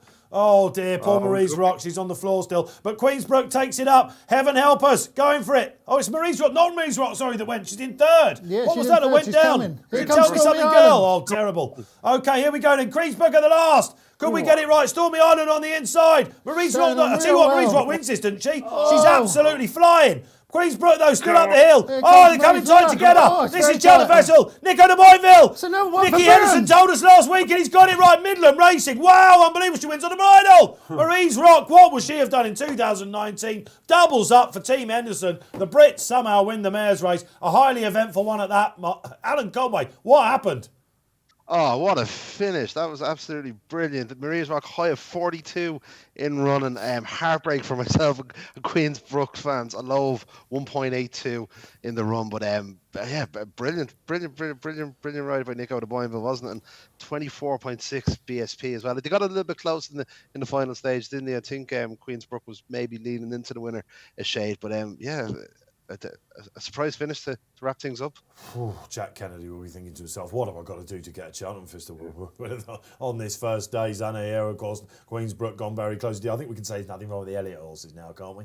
That was, again, it was carnage, wasn't it? 2 out of that. Yeah, I think that's Tell Me Something Girl that's up. Yeah. That's Yeah, very, it didn't look good. Didn't look for good her. at all. That's great. No. It was Great to see. Indefatigable that went, wasn't it? And independently brought her down. Yeah. Hopefully Rachel's all right because it was a purdy. She was going all right as well, wasn't she? Yeah, still? you know, she was coming. she was coming with a run long way to go, obviously, and the winner did win well. But anyway, she's up. That's the because it looked desperate at the time. I do hope that people were watching our feature show that we did with Nicky Anderson last week, because he honestly was pretty sweet on this. Yeah. And sometimes you just think, well, is he just, really, Nicky?